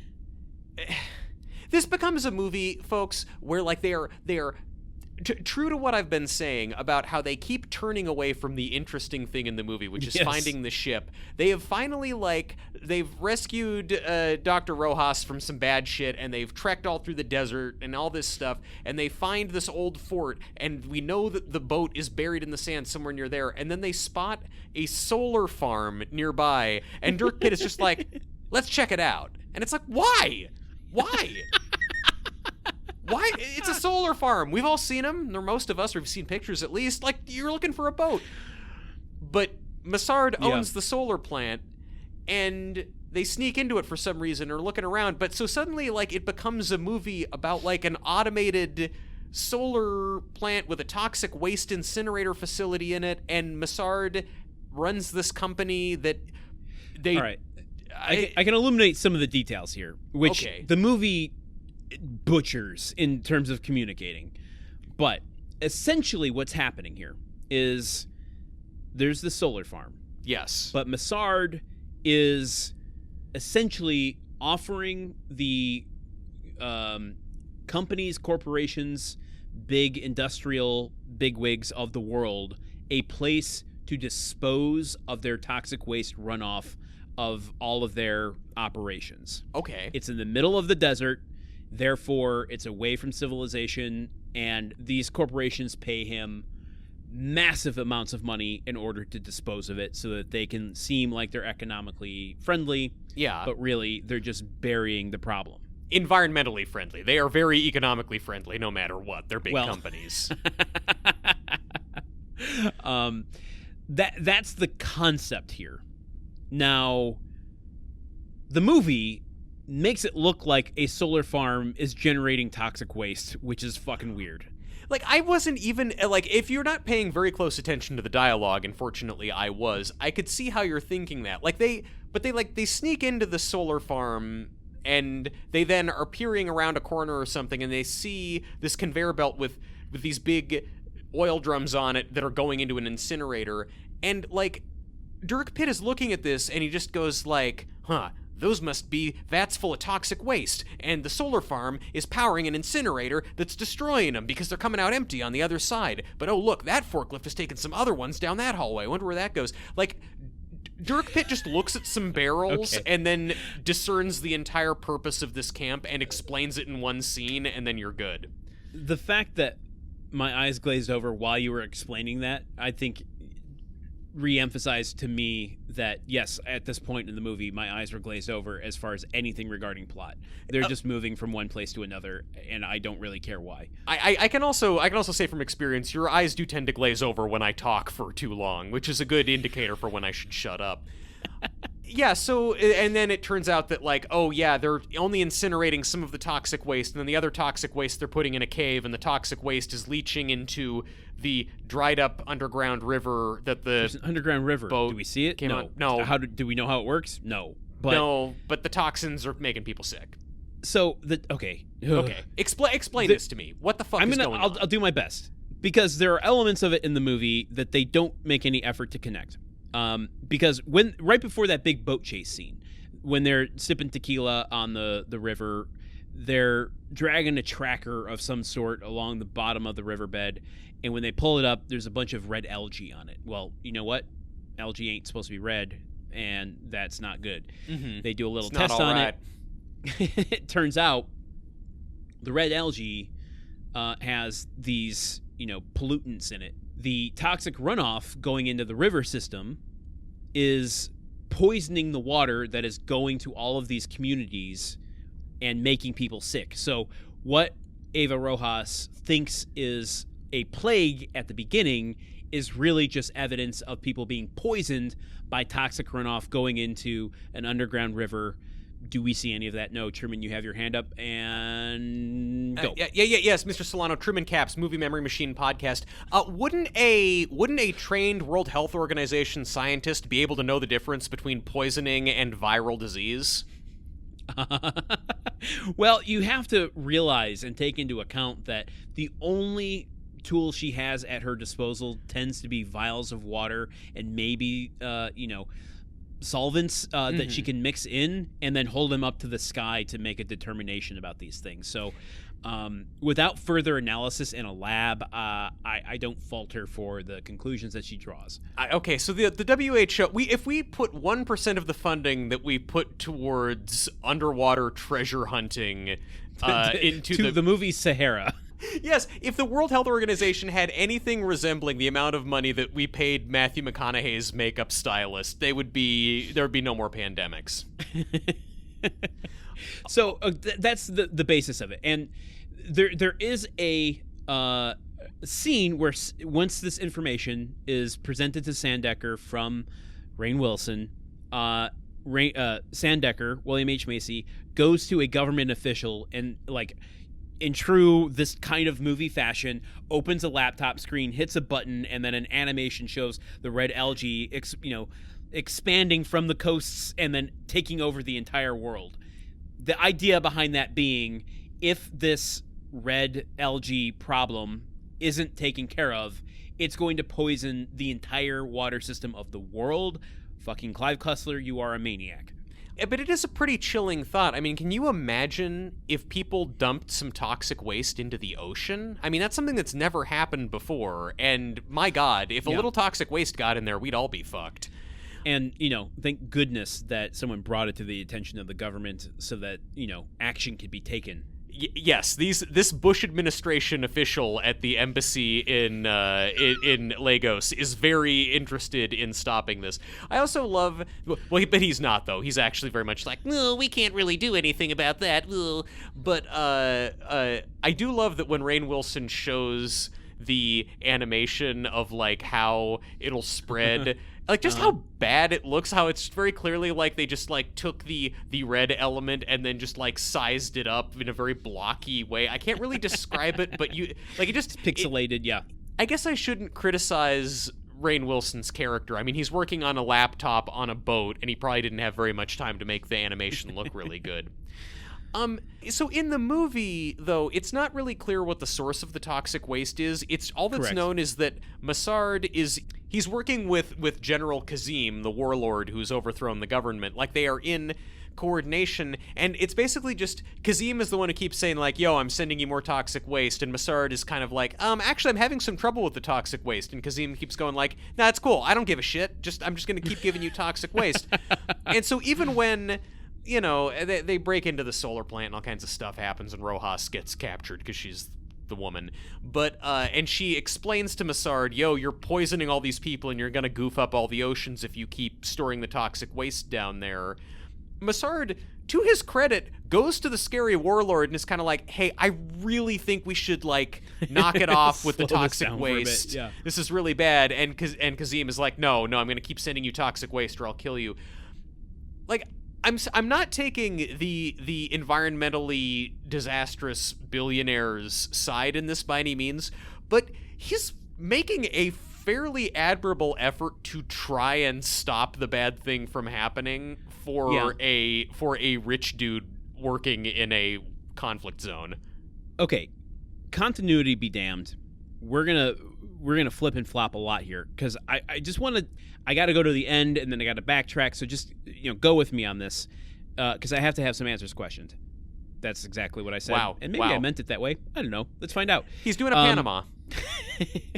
Okay, so the movie wants us to believe this dude, though, requires a comeuppance for everything he's done, right? Yeah. Like, we see once he's kidnapped or is holding Penelope Cruz, she tells him what is actually happening, and he's like, you're crazy, that couldn't be right.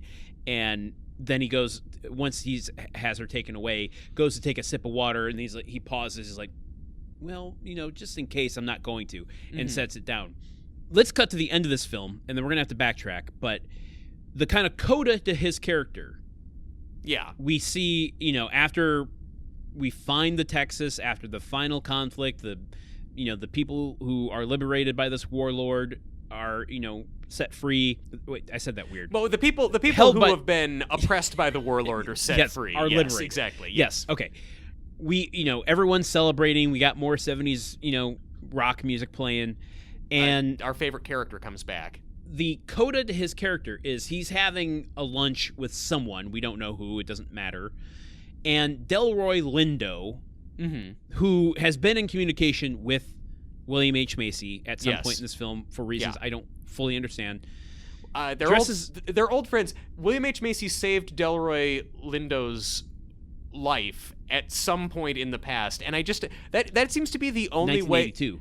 That's the only way that men in the Clive Cussler franchise establish relationships with one another is by saving each other's life. Dirk Pitt saved Sandecker's life, and that's how he works at Numa. That's not even explicit here, though, because he's just like, need I remind you of 1982?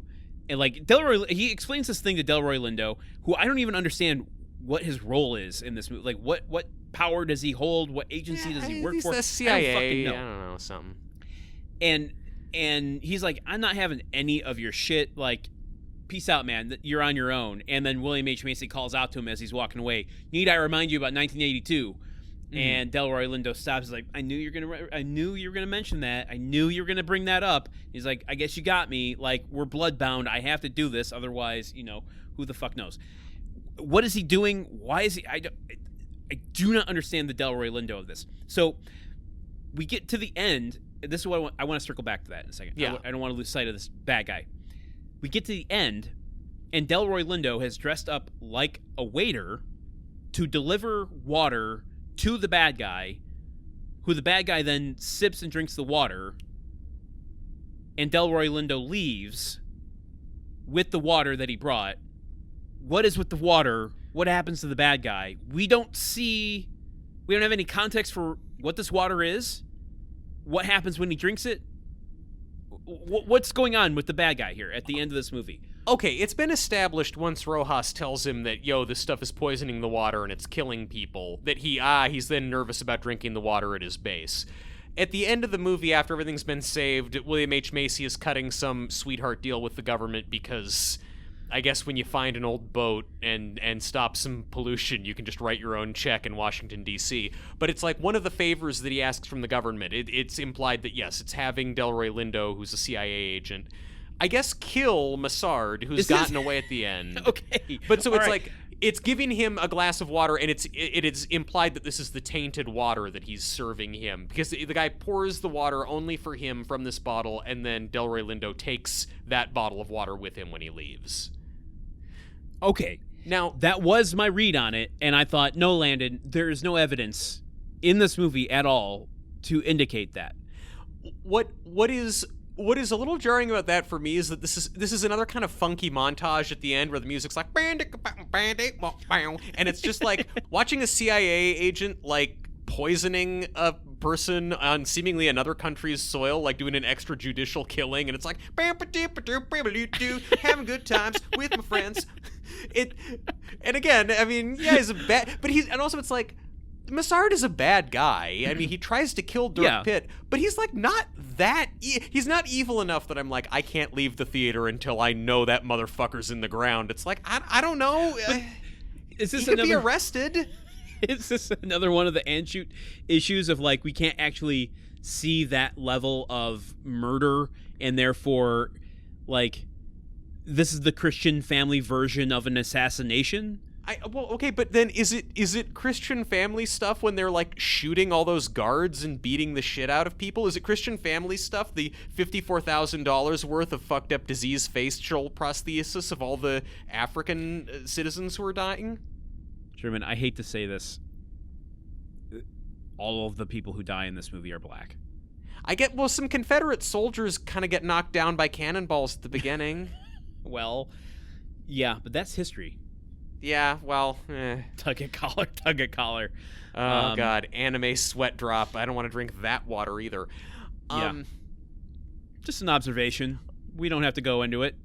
Yeah, well, I mean, something else that came up in the litigation surrounding this movie is that Clive Cussler, in some of his dealings with various writers, used some unfavorable terminology to describe people of both the Jewish religion and of African descent, and there were some scenes that he was trying to write into the movie, which included them raising the Confederate flag on the boat and sailing it down a river in Africa, and also, just there were a lot of scenes that Can you imagine the balls it takes for someone not to do that? I would never applaud someone's balls for doing that, but just to not even have a hesitation to think, yeah, I'm going to pitch this to Hollywood in a movie that's already been greenlit. It's a movie that's already been greenlit where I stand to become unfathomably wealthy if it works out. I'm going to suggest this. It is kind of wild that Clive Cussler found a level of racial insensitivity so strong that Hollywood in 2005 was like, pump the brakes. God, this movie is just more. It's less of a movie and just more negotiation. It's a trial. Well, it is. Oh, I mean, the trial, the legal proceedings surrounding the movie Sahara began in 2000. Well, the first lawsuit was filed in 2004 before the movie even went into production, and I think all the appeals and countersuits finally petered out in 2011 or 2012. So it's worth noting that this movie, it's all about a Confederate battleship, Confederate gold. The legal issues surrounding this movie lasted twice as long as the Confederate States of America did. Well, okay, I don't know if there's some justice in that or not. I'm just saying, you jabronis who are driving around flying Confederate flags from your pickup truck, I am going to be flying just a huge legal brief from the court transcripts of day 29 of depositions for Sahara. Oh my God, this movie, man. Wow, it's the gift that keeps on giving. But sometimes the gift is like a flaming bag with a dog turd inside. You never really know what kind of gift you're getting.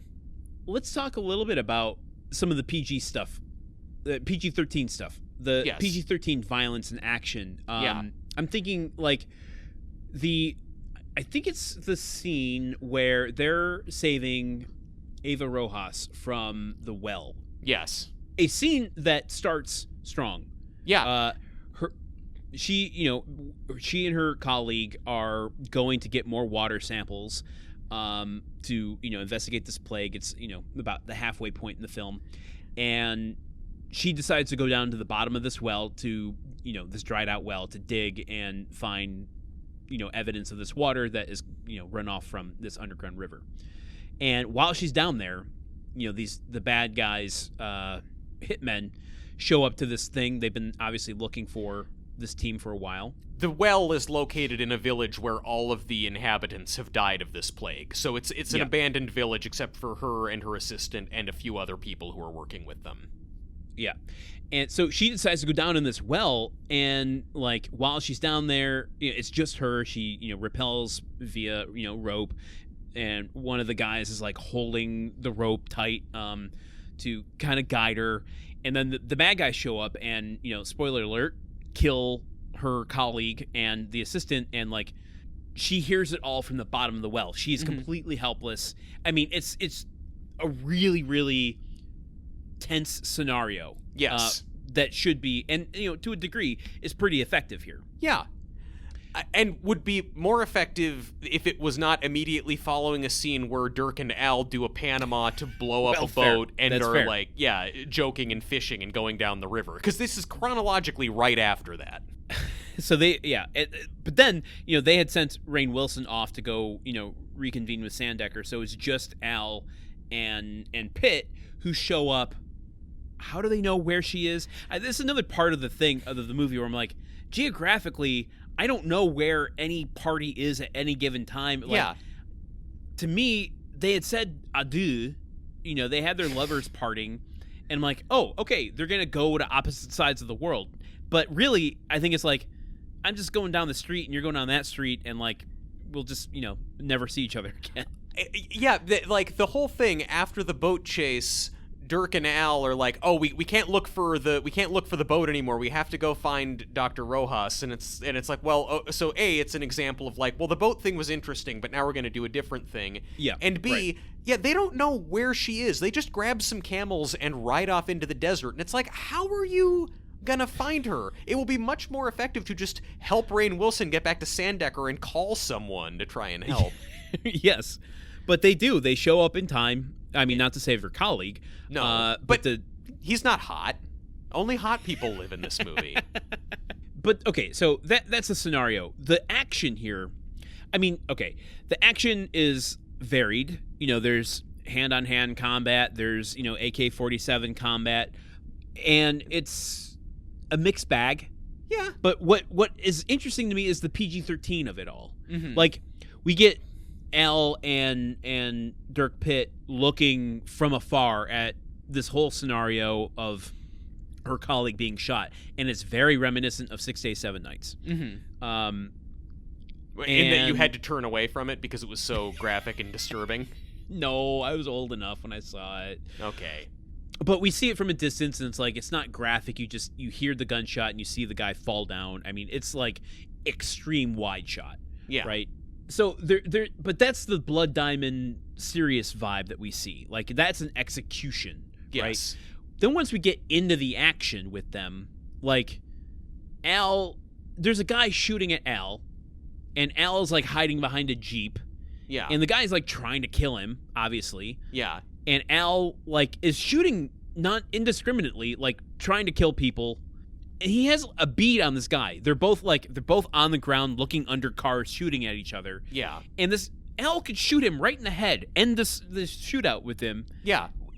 What he chooses to do instead is shoot the tires out of the car so that the car slams down on the guy. Yeah, crushes him. Yeah, it's like, you could have just shot him. Like, what? Well, you don't understand. He was going for the Xbox achievement. If you get a car to crush a guy, you get a bunch of gamer points, and you get a special new avatar. Yeah, it's really cool. Yeah. Okay. But like that's a very PG-13 solution to a shootout. Like, you can't see a good guy like execute a bad guy in the head with a bullet. Like, you need the fun thrill ride version of it. Yeah, But you do see, though, when she's down in the well and she's hearing all of her friends getting killed, like, one of the other aid workers, you see him, like, being pushed up against him looking down into the well as he gets shot, and him dying, and his hat falling down the well. I think your brain repainted that. He gets shot and then flops over the well. Oh, I see. So it can't be. So you can see people immediately after they've died. You just can't really see the killing happen. Correct. Yeah. Yeah. I don't know. This is another scene where I'm kind of like, there's people shooting at them from all different kinds of places, and I'm having a really hard time keeping track spatially of where people are. And it's like Breck Eisner is trying to establish these things. Like, we're seeing Giordino going around Al. We're seeing Steve Zahn going around the sides of different sides of the Jeep, taking cover in new places as new people are shooting at him. You got to get his Marine training in there. But what you really see the Navy SEAL training when, after crushing the guy with the Jeep, then a sniper starts shooting at Steve Zahn from far away. Steve Zahn tries to return fire, but he's out of ammo. So he drops his gun and just starts charging straight at the sniper, who's like 150 feet away, not weaving back and forth, not going for cover. Serpentine. Just running at him, screaming, just, ah! And that works? Like, he's able to take the guy out?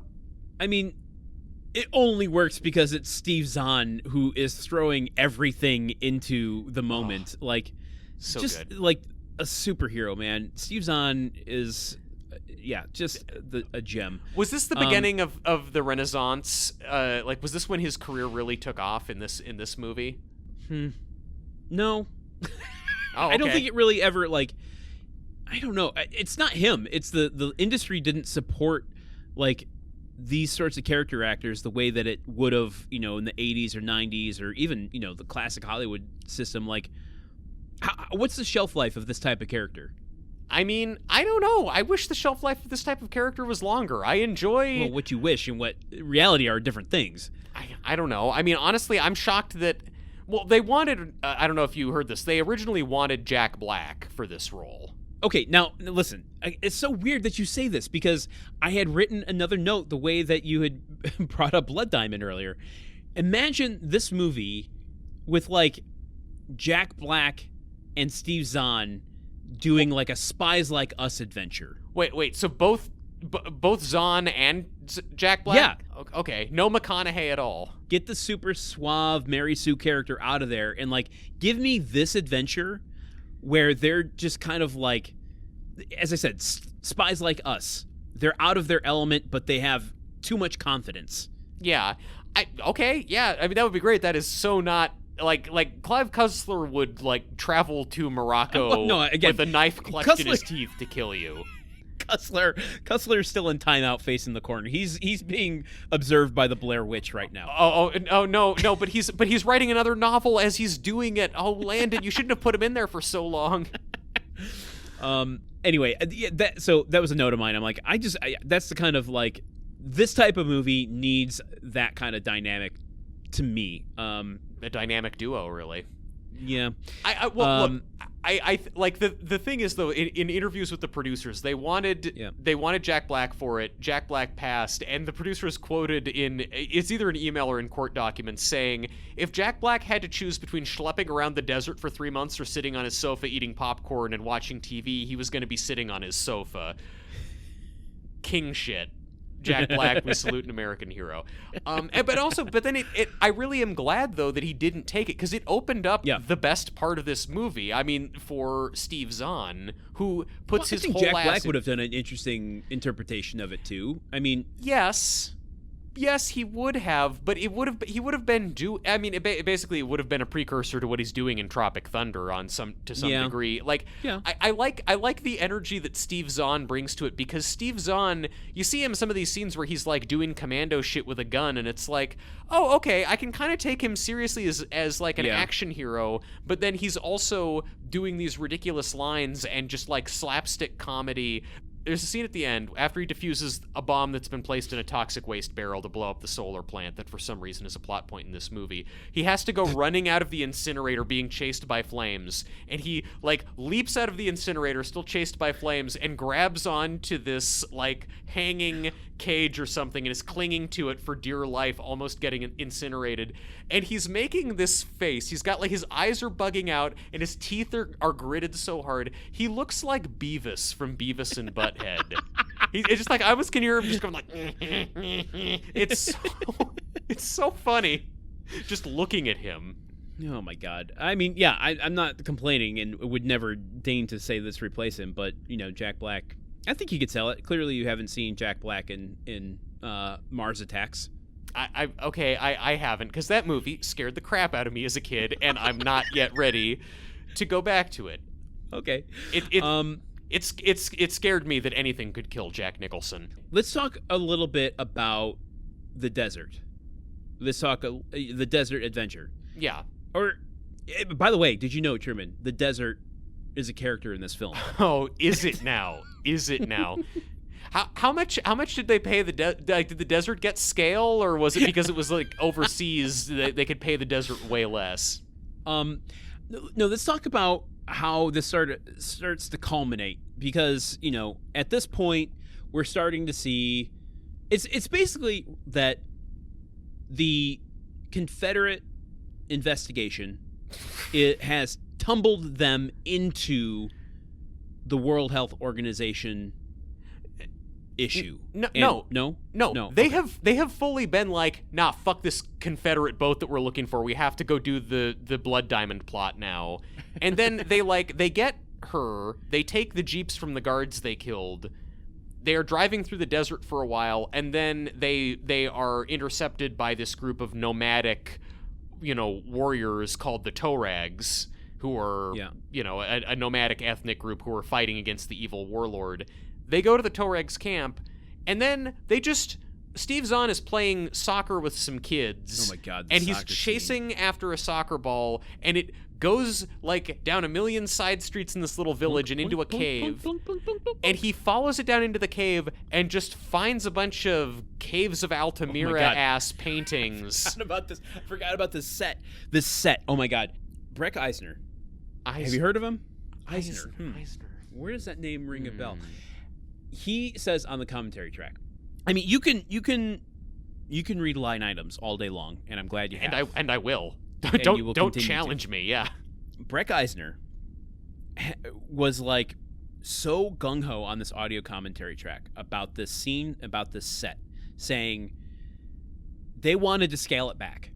They didn't want this huge set built for this one moment. And he stuck to his guns, saying you can't have a revelatory moment like this happen in such a small set. This sets the scope of the story and the adventure that we're on. So he fought tooth and nail to have this. I forget what the number was. Maybe you have it. How much money this particular set cost. He was like, I put my reputation and my everything on the line to retain this set. I am looking at some of the line items that the LA Times published about this, and I'm not seeing anything about a cave. So because the cave does not look especially impressive on screen, I don't think. Also, like, did you feel like a big revelatory moment? Did this scene kind of stop you in your tracks? When I watched it the first time without the audio commentary, no. But then when you heard how much it meant to the director, then you thought, oh, holy shit. So my experience was, I watched it the first time, didn't make an impact on me. Listened to his audio commentary about how much it impacted him. Went into the second commentary track with McConaughey and thought, oh yeah, this is the scene where that meant a lot to him. And then watched the film for the fourth time to take notes and didn't think about how much that scene meant at all. On McConaughey's track, did he have anything to say about the cave? Was he... Here's the thing about McConaughey. Listen, I never thought we would have anything over McConaughey. We are talking about the movie Sahara for 4 hours. He could barely get through the audio commentary track without seeming like he fell asleep. I mean, many of our listeners already have fallen asleep, so they have that in common with Matthew McConaughey as well. I was hoping that he would at least be something like, oh yeah, well, in my head, it always just becomes Bill Clinton. I don't know why. I was hoping that he was like having more headcanon about how like, oh well, he and Rojas had sex in the cave at some point. Yeah, we had to cut that out, but they did it there. They did it in the old car that they inexplicably find in the Torag village. But the whole point, though, is that we've been on the Blood Diamond plot of them rescuing Rojas and driving out into the desert and then getting intercepted by the Torags, and then it's just been like, and then it's just literally Steve Zahn randomly following a soccer ball and seeing a cave painting of the Texas, the Confederate ship, in this cave, which signifies that the villagers who lived here hundreds of years ago saw it. So it's like, the way that we get back onto the Confederate warship plot is just Steve Zahn kicks a soccer ball in the wrong direction, and the movie's like, hey, what about this? That's the whole movie in terms of, like, bouncing back and forth between these things. Like, as you said at the very beginning, he's just leisurely hunting for fish in a little bay next to the area where Eva Rojas is getting attacked, and that's how he saves her, and they come into each other's life. Like, it's just random. He just happens to be there. There's no thematic, connective tissue between this. I guess my point that I was poor at articulating was like, through their investigation, it puts them in the pathway of Eva Rojas, Penelope Cruz's storyline. Mm-hmm. They make the choice, yes, to abandon their own storyline, but like the movie, in a very awkward way, kind of like goes, oh yeah, we need to get back to the Confederate ship stuff, the Texas. I guess the WHO storyline will randomly point us in that direction now. What and this is another thing that I flat out don't understand about the movie, is that then there's all this talk about, whenever they're talking to some person who's a keeper of historical records or about what happened when the Texas came up the river back when there was a river in what is now the desert, they're always saying like, they called it the ship of death because this plague came with it and all these people died. And so for a minute, especially after they find the painting of it, they're like, oh, the ship must be buried somewhere and it's leaching chemicals into the toxic river and that's why people are getting poisoned. But then, once they get close to where the ship is, they see the solar plant, and it turns out the solar plant is why people are getting sick. So why is the ship they're hunting for called the Ship of Death? I mean, listen, the solar plants, as we all know, were originated in the Civil War, just like airports. True. This is true. Yeah. So, it was just a coincidence that the ship happened to roll up where the poisonous solar plant was in the 1860s. I feel ashamed of myself that I am not capable of following all of the plot details in a Clive Cussler adaptation. And also, mind you, for all we're talking about weird coincidences and implausible stuff and shit that doesn't make any sense, I was reading those quotes from Robert McKee where he's saying that in his analysis of Clive Cussler's draft of the script, there are like 200 different completely implausible coincidental occurrences. This is not that script. This is the script that they considered good enough to actually shoot with. Right, yeah. So if we think this is bad, I want to become Dirk Pitt and treasure hunt for the Clive Cussler drafts. I was really hoping that those got entered into evidence in the civil trial or became discovery process or something if they were public. I looked real hard. I can't find them. If you have the Cussler drafts, let me know. If they're in a sarcophagus at the bottom of the ocean, I'm going to get back to you, but I'm going to get those. Oh, God. So, but back to the desert and the culmination of this, where they find the general location of the ship, which is near the plant, and oh my it's God, near an old fort. Yeah. How do we even do this? There's the ruckus at the solar plant. There's the that's my least favorite Three Stooges short. Ruckus at the solar plant. They should not have hired those 3 guys to install the solar panels. What was that dowager thinking? There's that. Then there's the escape, in which it leads them to this massive, explosion fight in a box canyon that reveals the location, again, randomly, of the Texas. Yeah. This part of the movie is so fucking messy. Mm-hmm.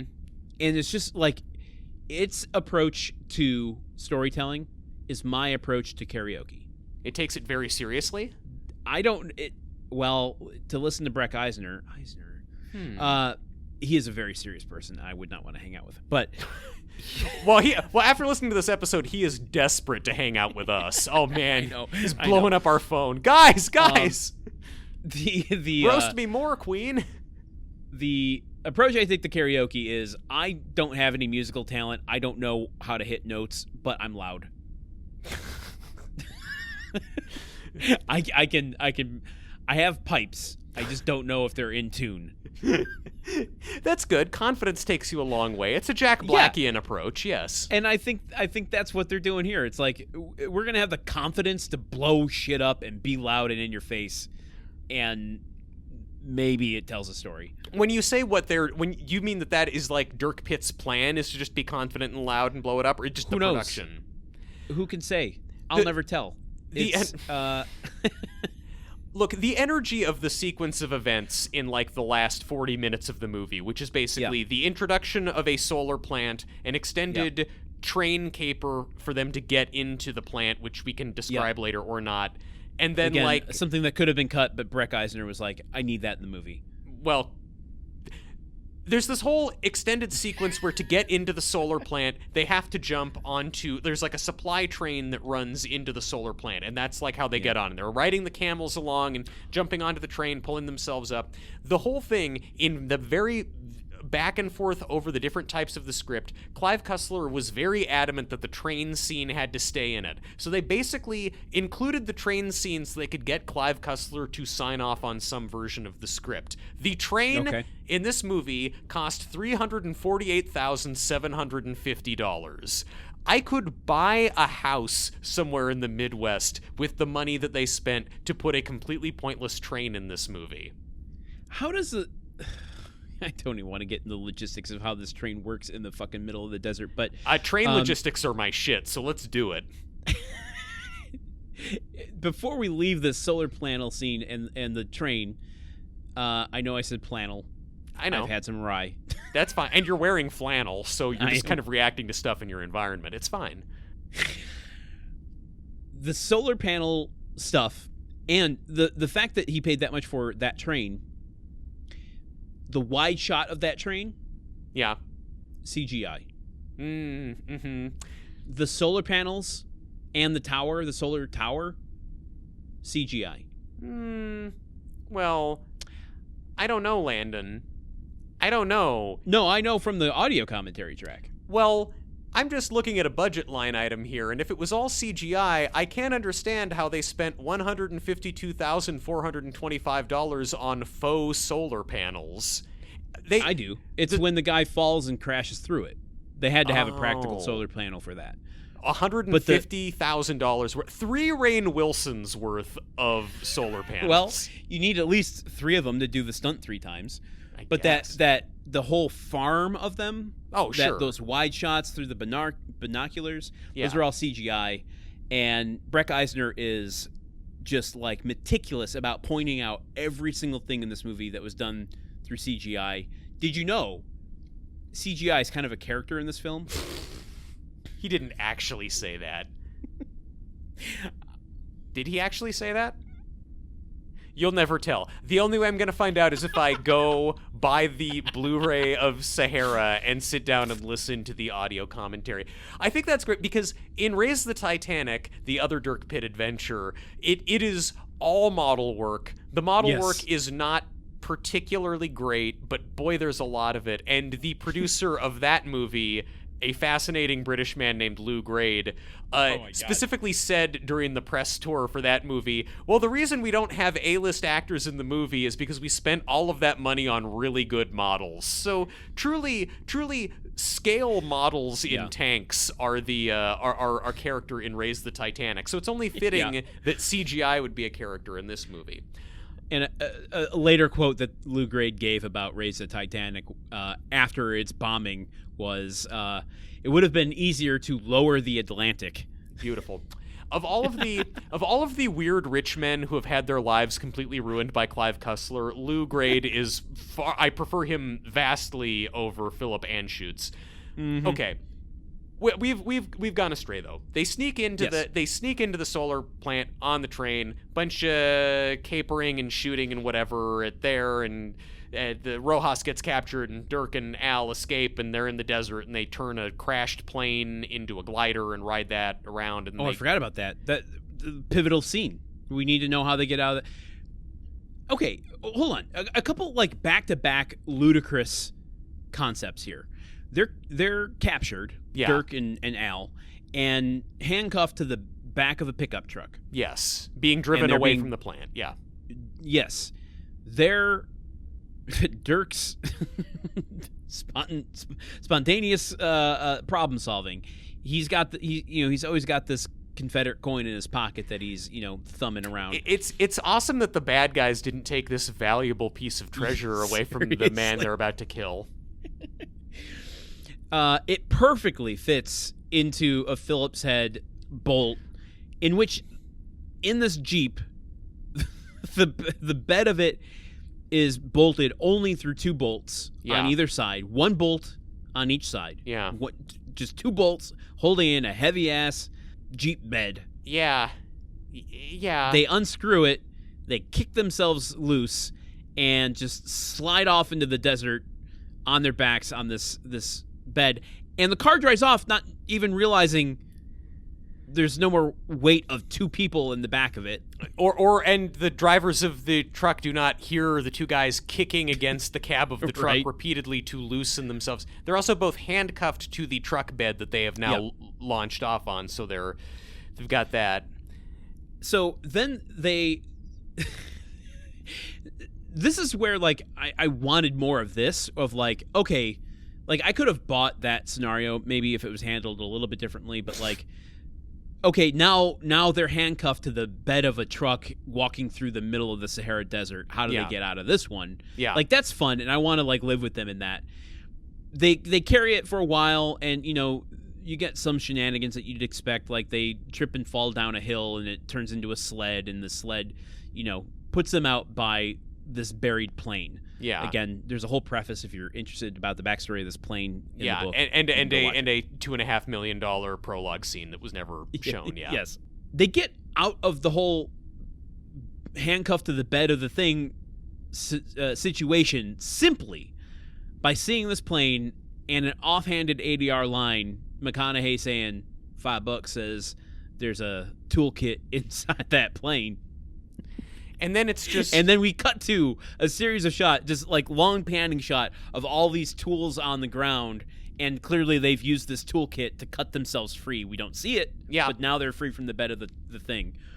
Not only have they freed themselves from the bed of the truck, we pan across all the tools, and then it's just the plane, which they have now MacGyvered into, like, they've set up like a sail on top parasail. Of it, and it's got like its wheels, and Dirk is like controlling it like a parasailer, and it's just like Born to be Wildest plane. No.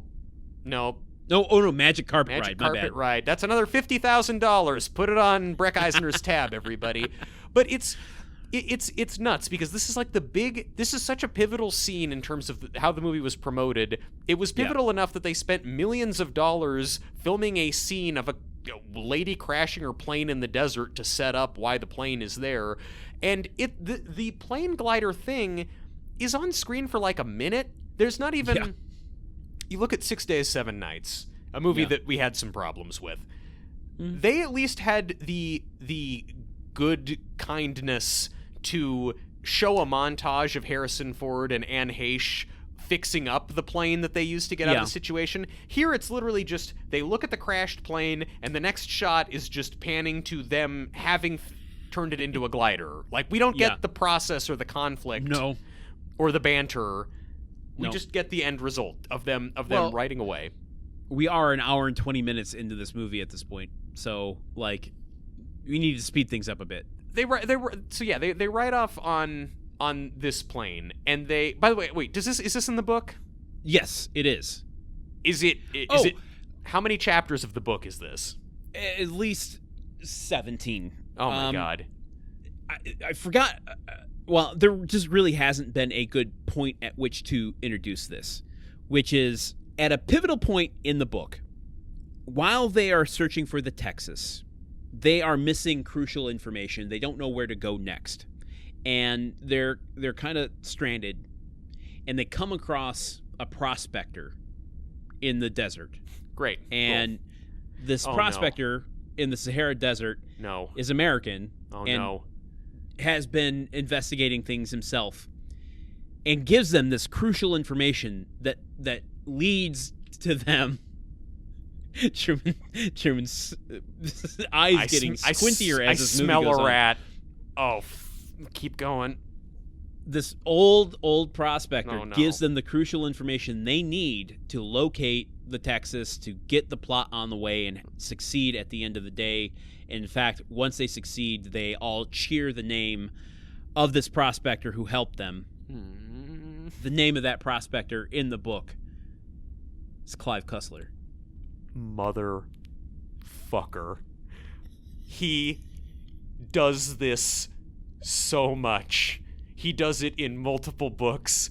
This was the moment. It was in the book that I read in like 7th grade, where Dirk and Al are in like some kind of iceberg or some shit, or a glacier, I don't know, and there's a Nazi base or something, and just they're in trouble, and fucking Clive Cussler shows up driving like an old-timey snowcat vehicle, which he gives to them so they can go beat the bad guy, and they're like, who was that guy? I don't know. Oh, I saw the name tag on his shirt, said Clive Cussler. And that was a moment when I just like had to put the book down and was like, oh, okay, again, I'm 12, but I think you're acting childish right now, Mr. Cussler. This is your job. I may write myself into the fan fiction I put on the internet, but I'm not getting paid. I expected more from an adult. That act of writing yourself into a novel, that's cussling. That is cussling. I thought that cussling was just destroying a rich financier's life by being too much of an asshole. Yeah, that is a cussle. So many people do that. Yeah. So no. Very few people can cussle like the Cussler. Yes, it's true. he wrote a book later in his career that was kind of a retrospective that includes a short story in it called The Reunion, where this unnamed narrator attends a Numa holiday party or something at Dirk Pitt's house, where like all of the characters from all of the books, including inexplicably a bunch of the villains who died, are all there hanging out, and he talks to each of them, and then at the end of the story you learn that Clive Cussler is the narrator of that story. Like, Clive Cussler just wrote a story about himself walking around hanging out with all the characters from his stories. And that short story was 700 pages. I mean, maybe so. I'm sure. I mean, that is just. I mean, and again, this just takes you back to like this is the caliber of this is the kind of shit that the Dirk Pitt series does. Yeah. And I mean, look, and Clive Cussler, to his credit, never claimed to be creating great art. He said he considered himself an entertainer. He didn't think the work is profound. Whatever, fine. But this is the caliber of work that he's doing, and Philip Anschutz, billionaire financier of all the most evil shit in the world, is just like, this is good shit. I must spend hundreds of millions of dollars bringing this powerful vision to the world. This more so than the foundation for a better life will really get America on the right track. Speaking of getting on the right track, let's just wrap up, bring this to a close with the final like big sequence of finding the Texas and the final conflict here. They ride their glider, they get back to the tow rag camp, they get the leader of the tow rags to give them this classic car that he stole from the evil General Kazim, which they use to drive back into the solar plant to rescue Ava. There's a fight at the helicopter, and the whole thing is gonna blow up to try and cover the evidence of the pollution. Yeah. There's like Steve Zahn goes, as I said earlier, I'll get the bomb, you get the girl. Steve Zahn does what you explained earlier, while Dirk Pitt goes to the rooftop of this, solar panel. Solar panel. I say, Jesus Christ. Let's go with solar panel, man. Okay. Like, let's write ourselves into the dictionary and have us insert a new definition. Okay. There's a fight on the rooftop so that you get the she's kidnapped and being held up there, and he's fighting, gets thrown off the side. Like, it's this, knuckle biting sort of action sequence. You biting knuckle your knuckles? biting a term?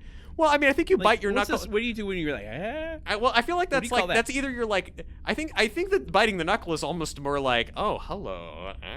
Like, I don't know. I do. White knuckling? What's the term I'm Well, looking you're for white then? knuckle. It's white knuckling when you're holding on to something so tight that your knuckles turn white. Hence the name. And nail biting is when something is intense. Okay, now you're getting somewhere. Yeah. And nail biting is also unsanitary. Don't do it. Oh, okay.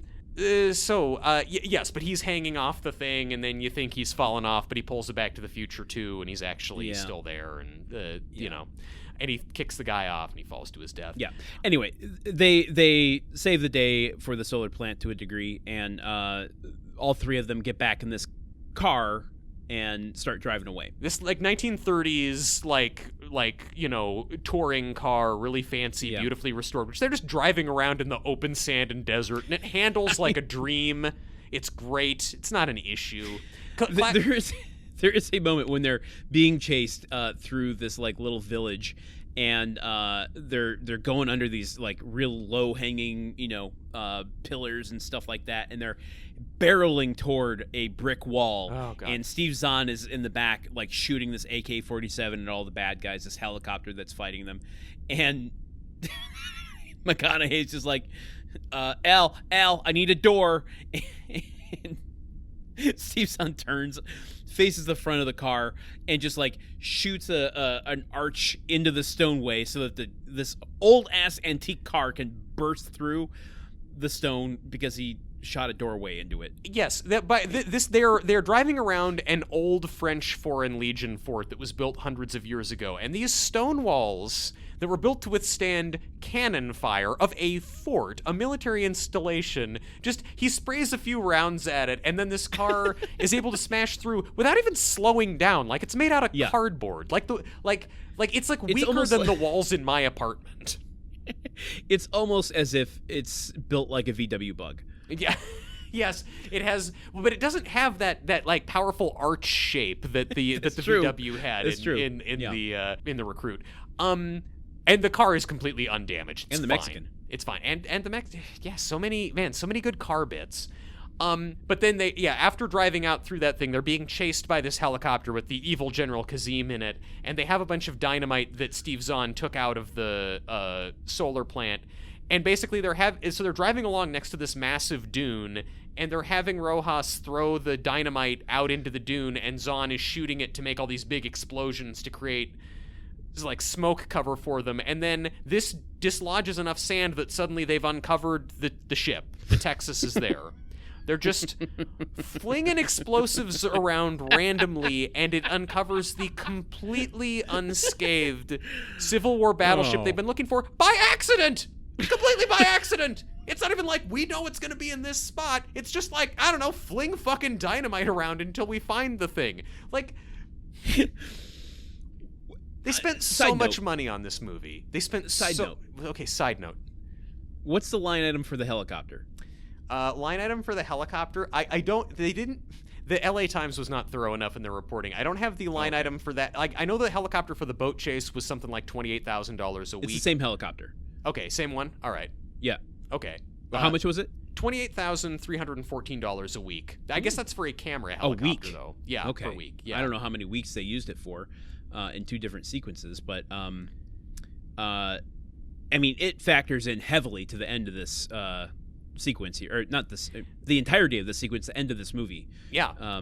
So much so that Breck Eisner, he stated that it's so integral that it's, it's a character in this movie. I don't know where the bits end and where Breck Eisner's mania begins anymore. I'll never tell. Oh wow, that's a kind of like lounge singery version of it. I like it.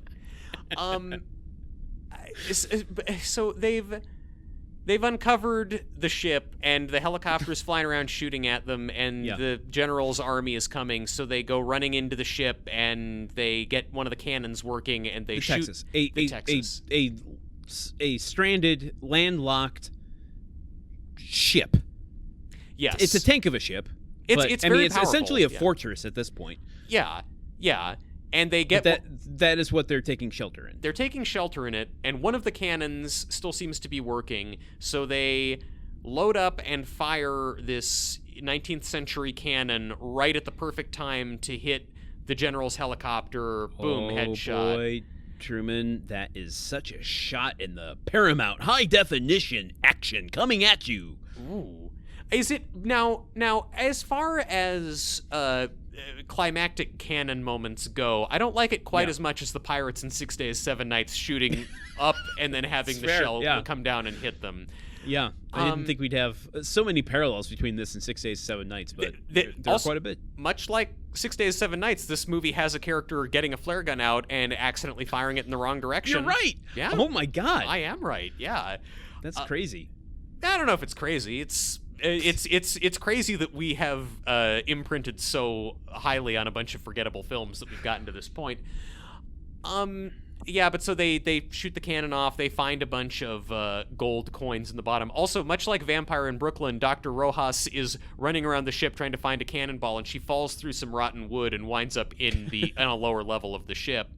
Yeah. You gotta watch out for that rotten wood. And down there, that's where you find there weren't just five of these coins minted that Dirk Pitt has been rustling around his whole life. No. There are hundreds of these Confederate States of America coins residing in the bottom of the ship. A treasure trove, you might say. Yes. Like, for treasure hunters, it's not just about the history and the uncovering of the stories that could change our understanding of how continents were formed. It's about that money. Yeah, that's Skrilla. Yeah. I don't know that even under the best of circumstances, treasure hunters like Indiana Jones or Dirk Pitt are finding out how continents were formed. Although, that honestly, there are 25 Dirk Pitt books. Maybe he does get into like continental drift in one of them. You don't know. You don't know. He gets down to this. I have a revelation that is still waiting in the wings for this episode that's going to blow your mind enough that you're going to second guess whether or not he determines how continental drift happened. Okay. I mean, like, I'm assuming that Dirk and Al go to the center of the Earth and they find that all of the movement of the continents is being orchestrated by one eccentric old man named Clive Cussler. Something else important happens in this scene where she breaks through the floor of the ship and is in the room full of gold. There's something else in this room full of gold, Landon. Do you remember what else she sees when she first lands? No, because it's overshadowed by what she sees in the book, but go ahead. She finds skeletons. Ah! My favorite line item from the Sahara budget. Skeletons. $16,744 worth of skeletons. Now, I counted when I was watching how many skeletons I saw on screen. Ooh, okay. I like this kind of detail. This is kind of like what we used to do on our old show. I counted 10 skeletons, and I did a little rudimentary math here. So that's $1,674.40 per skeleton that you see. Yeah. Now, do you think those are real skeletons, a la Poltergeist 82, or do you think those are...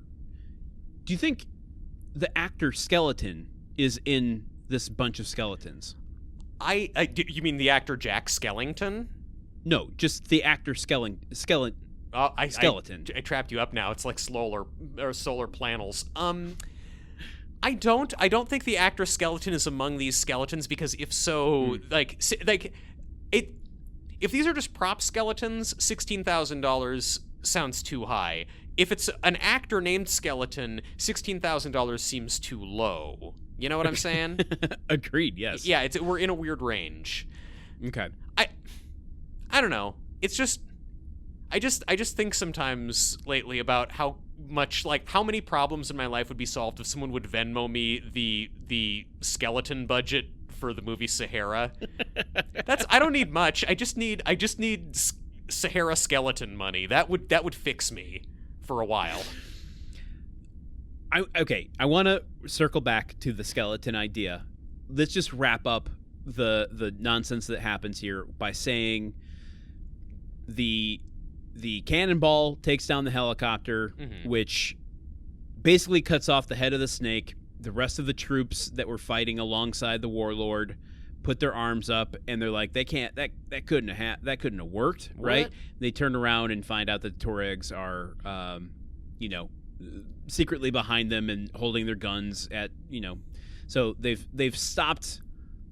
They've stopped warlording everyone. Yep, we've done it. We fixed it. It was this simple all along. That's how you fix a conflict zone. Start the 70s rock as we're getting into the end of the movie. All the codas. Sandecker takes the government job. But what the government agent says, oh, you know what? I heard that there was hefty treasure on that little boat of yours out there. And he's like, what? Nope. Rumors get started.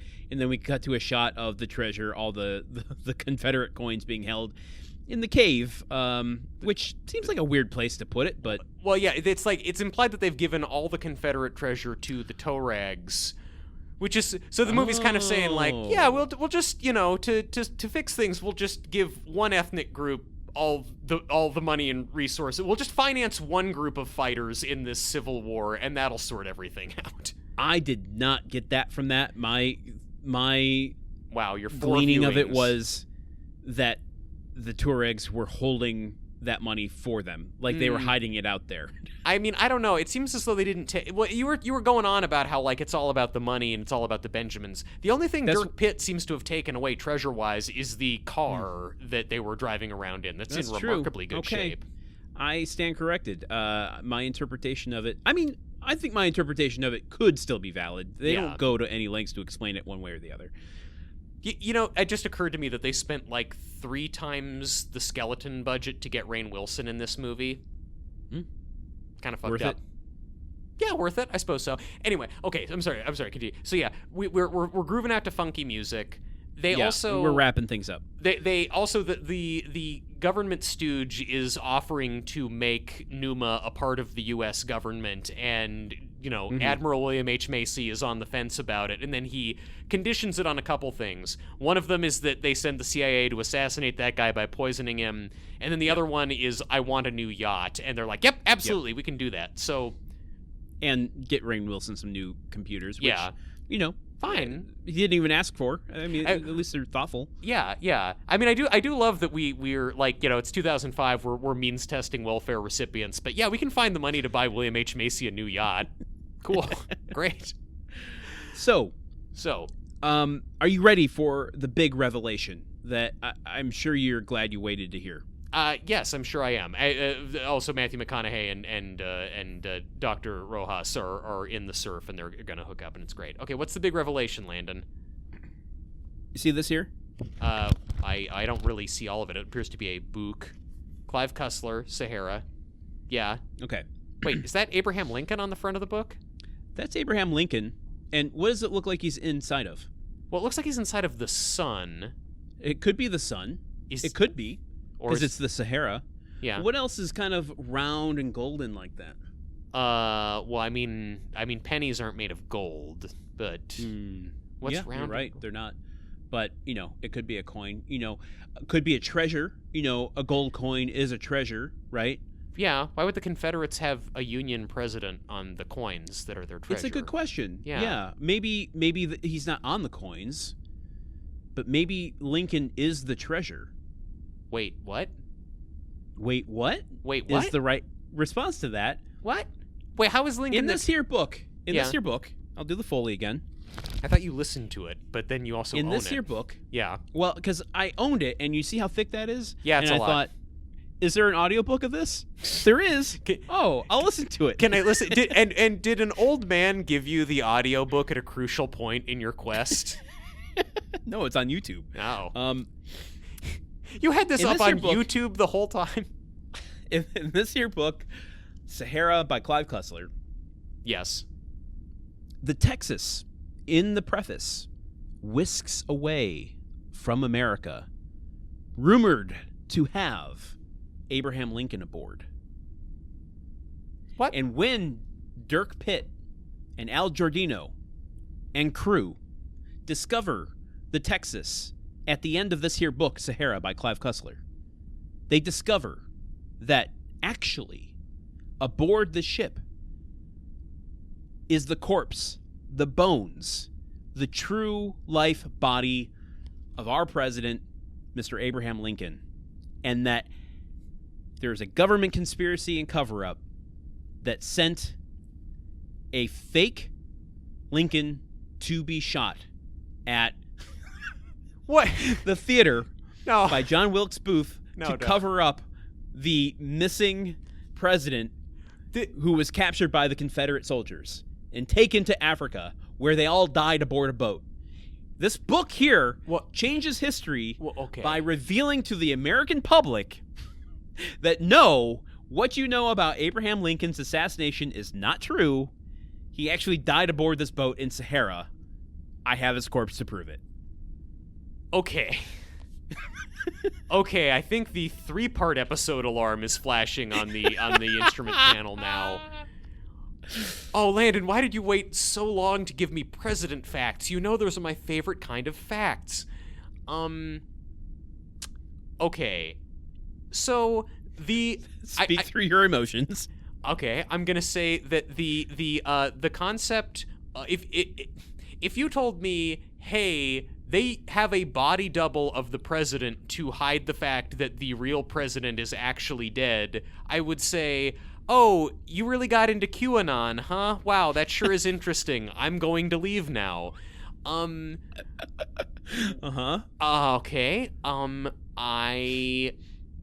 I think what I'd also say is that now I'm looking at the skeleton budget in an entirely new light. If one of those skeletons is supposed to be Honest Abe, I'd say they spent way too... They should have spent 2 Rainn Wilson's worth of budget to get Abraham Lincoln's skeleton in this movie, at least. What? Okay, so wait, why? So the Confederates' plan was to capture the President of the United States, Abraham Lincoln, and take him to the desert in the Sahara.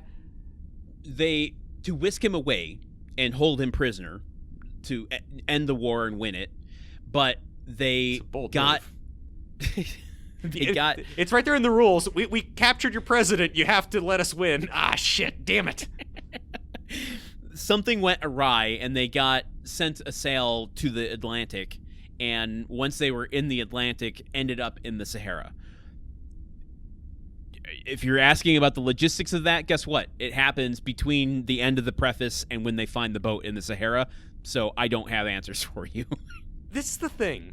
I feel like the most interesting thing about this far-fetched concept is the idea of these these ironclad boats, which were not designed to be sailed on the open ocean. They were like river boats and to be along the coast. The idea of sailing this thing across the ocean and into another country, yeah, that's an interesting pulpy concept. Probably a wild adventure for those dudes. And even the source material does not want to shine any light on what that was like. No, but it does acknowledge that you have the questions, because they're almost every question or every character in this book asks the question, how does a boat like that get across the Atlantic into the rivers of Africa? Yeah. No one has answers. No, it asks questions that it doesn't answer. An interesting detail that is nowhere near this revelatory from the screenplay that I read that was added. This was the... There are so many revisions to the script, and because this is the shooting script, it's like at the top of the page, it'll be like, January 27th revisions, and then May 15th revisions, and they'll have stars next to them.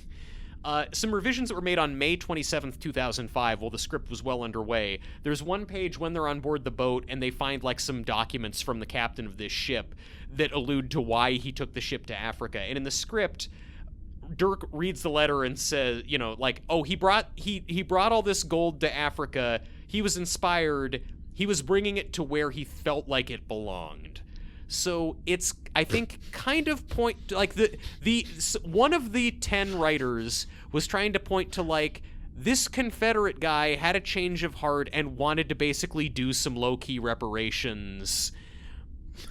And it's like, okay, Now, okay. That line was added to the script, did not make the movie. So it's never really, like in the movie, it's never made clear why the fuck the boat is there or what the boat is doing. Not at all. They don't lean into Abe Lincoln at all, maybe for the best. No. That's a dumb as hell idea. And they don't... But this movie could either do with more smarts or more dumb. It couldn't do with more smarts. It does. You can't smart this movie, look, there are great movies out there that are dumb. The first Kingsman movie, that movie is dumb as hell, and it knows it's dumb as hell, and it winds up being a really clever good time. If this movie could have been dumb in an honest way, but instead it tried to do a million things, and it was dumb unintentionally. Yeah, but so that's really interesting. There were two competing versions of why this boat went to this place. Yeah. That's a wrap on Sahara. Is there anything we didn't cover that you want to talk about? Any more line items in this budget? Any more litigious stuff you need to go through? Essentially, like, as far as the lawsuit, whatever we didn't cover is basically just, Clive Cussler sued even before the movie went into production because it was like, you guys failed to live up to your end of the contract of letting me sign off on every draft of the script. Then Philip Anschutz and his company countersued, saying, Clive Cussler, you have not been acting in good faith. You've been a total dick. And they went back and forth.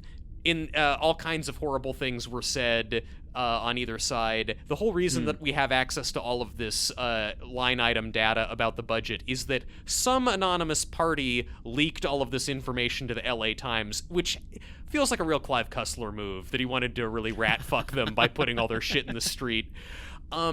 But yeah, so eventually one judge ruled that Anschutz should get some money, and then an appeals court judge ruled that Clive Cussler should get some money, and the whole thing kind of wound up just being a wash, and by the early 2010s, the whole thing ended. Well, there's a lingering question. this is the coda to that story that I need to know. And maybe you know what? Maybe it's an ambiguous ending. Ooh. Maybe we all have to make our own interpretations.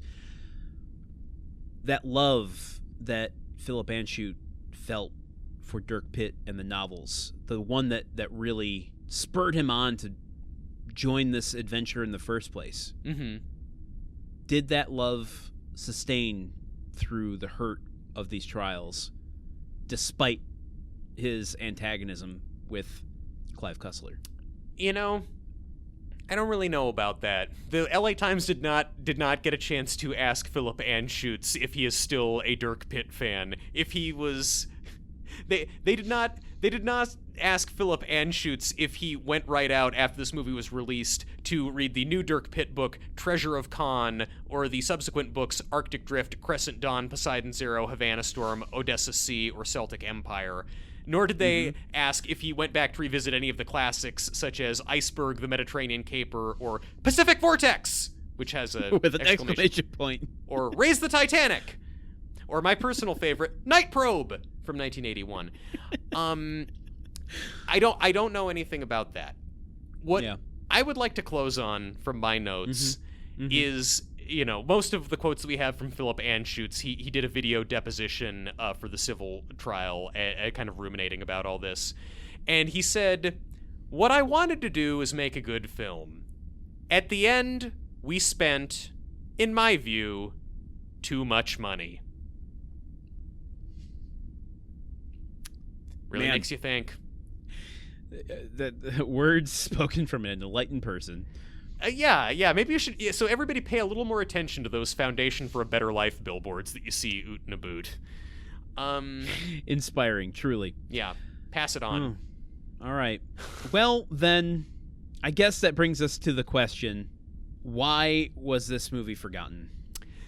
And I'm going to leave it to you first. Okay. This movie was forgotten because, the head-spinning tonal shifts that we spoke about, this movie trying to be two movies and doing neither of them very well, and the plot of this movie being so incomprehensible at the end that even we couldn't follow it, is a big part of it. I think also, though, what's crucial is that Dirk Pitt is not that big of a box office draw. He's a really difficult character to kind of get your head around. Like, he's a treasure hunter who sort of works for the government, and he's kind of James Bond, but he's also not. And to launch a character like that and start a franchise, it takes a lot of finesse that this movie just does not have. And also, it doesn't help that Clive Cussler, in signing the initial deal with Philip Anschutz, greatly overstated how many Dirk Pitt books had been sold. He suggested that Dirk Pitt was way more popular, and this came up in court where Anschutz's lawyers... Philip Anschutz, the biggest fan in the world, is like, I believe it. Yeah. I've read them all. Yeah, and I have multiple copies. And I have one for every house and every boat that I own. And they're all plated in Confederate gold. Pass it on. Wealth is the only thing that Philip Anschutz does not want people to pass on. But... the audience for Dirk Pitt is already way smaller than it was supposed to be, or than they thought it was going to be, and also, while on a press tour for his next book in the lead up to Sahara coming out, Clive Cussler repeatedly badmouthed the movie, said it was going to be shit, and told his fans not to watch it. So basically, the target audience for this movie is not as big as they thought it was going to be, and then a substantial portion of them listened to their God King and did not go see the movie at all. So the people who would have remembered it didn't really see it, and everybody who did see it mostly forgot it, except for my dad, who liked it quite a lot. Why do you think it was forgotten? I know a lot of people who have said they enjoy this movie. Okay, you essentially... I had 2 points, and you said them both. Oh. That this movie's nothing special. Yeah. It's big, and the adventure's convoluted, and there's a lot of, mundane bullshit, that they're talking about that just kind of goes in one ear and out the other. Dirk Pitt, the second point, Dirk Pitt, not a good protagonist. Clive Cussler's estate can come at me. I don't care. Yeah. He's just too good at everything. He's too bland at everything. He's not charming, and he's not endearing. That's the character, not Matthew McConaughey. Though, okay, so that said, usually I take a little bit longer with these things. It has me curious about the legacy of Clive Cussler, because even while researching this film out in the world, I had seen incidentally, like when you get a new car, you suddenly start to see your car on the road all the time. Yeah. I would go to, coffee shops. I would walk by lending libraries. I was at work, and there was a break room that had like a take a book, leave a book. They all had a Clive Cussler book in it. Like, to not say he's not a successful author or has a huge audience doesn't feel right. Yeah. Doesn't feel accurate, because I see his fucking name everywhere. And now he wrote 25 Dirk Pitt books, and then he had multiple other series that were all basically the same shit. They're all treasure hunting books. Okay. But a lot of those were written by ghostwriters, but they had his name on them anyway. All told, between all the different series, he's written over 100 books. Oh, okay, that makes more sense. He's a brand like Tom Clancy, but again, we are just on the same mindset, because my second question to you was going to be, for someone like Tom Clancy, I don't even know how many books he's written. It's a name. Did he write 5 Jack Ryan novels, or did he write 100 novels? I couldn't tell you. The way it goes with this kind of guy is they kind of have like a core series that they start with. They write a lot of them, and then it kind of becomes almost a Thomas Kincaid type factory situation where there's just like, okay, he sits down and gives a concept to some other writer, and that writer goes off and writes it and hands it back to Clive Cussler or Tom Clancy. They make some notes, whatever, and it comes out as like Tom Clancy's Dark Falcon or whatever, and in like the fine print it's like written by some douchebag. He's just an institution, and his books are all over the place, and they have an audience that is loud and passionate, and sometimes includes weird billionaires. You learn something new every day. So the final question of the season about the movie Sahara: should we send it back to modern memory or leave it forgotten? I give this one to you again. We should absolutely forget the movie. We should remember the legal proceedings and moreover, the series of articles in trade publications in the LA Times.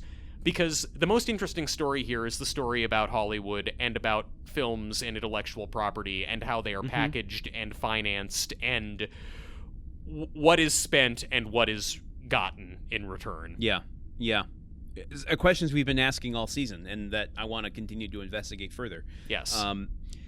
Okay. Yeah. My note here for my verdict was follow Truman's lead.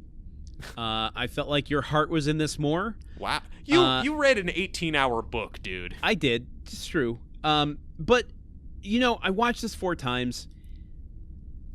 I'm not really mad at this movie. It's fun enough. Yeah. It doesn't make a lick of sense. I don't particularly like the protagonist, but like, it's a big movie. I wouldn't be disappointed having spent money on this in the theater. Like, yeah, I'd forget about it, but I wouldn't have been like, I want my money back. It has some redeeming qualities, not $160 million worth of them. No. But it raised a bigger question for me that I want to start to focus on going into season 2. Okay. About when we decide if we're sending something back or leaving it forgotten, are we taking each film on its own merit, or are we applying some grander criteria to it that is like, are we saying these forgotten films deserve to be remembered as forgotten films, or are we saying these forgotten films deserve to be re-elevated to the canon of films we discuss, on a regular basis? Yeah. I don't really have an answer to that, but the question occurred to me while trying to determine this one. Yeah, I mean, Hansel and Gretel is a movie that should be elevated to the discussion of, like, fine films or good films. Vampire in Brooklyn, maybe not so much. I don't know. Like, cult films, though. I mean, that's a whole discussion in and of itself. Yeah. I don't know where Simone slots into that that Yeah, same with The Last Song. Like, of its ilk. And we're going to revisit that one, I think. The Last Song?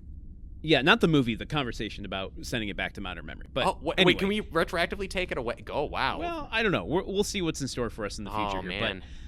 But, just questions that I want to start thinking about more. And it might change my opinion and criteria going into season 2. for what I choose to send back and not. Fam, stay tuned for season 2. We're talking about new criteria. None of that stale old criteria. An entirely fresh set of criteria. I am gonna develop some fresh params between now and then. We live such a fast-paced life. We don't even have time to say the entire word parameters anymore. That's how hard we're preparing for the next season. All right. That brings us to the end of our conversation on Sahara. And believe it or not, I still have more to say. Why don't we cover it next week in our mini episode? Yeah, that sounds great. Next week, you'll be older. I'll be the same age. Oh, God. maybe let's not do a mini episode. For Truman Caps, I've been Landon Solano. And for Landon Solano, I've been Truman Caps. Thanks for joining us. Whoa! Movie Memory Machine is part of the Gruntwork Podcast Network. Join our Patreon at patreon.com/gruntworkpodcast to keep the machine running. Theme song by Porky's Groove Machine. Rate us on Apple Podcasts or wherever you listen. For more information on today's show, visit moviememorymachine.com.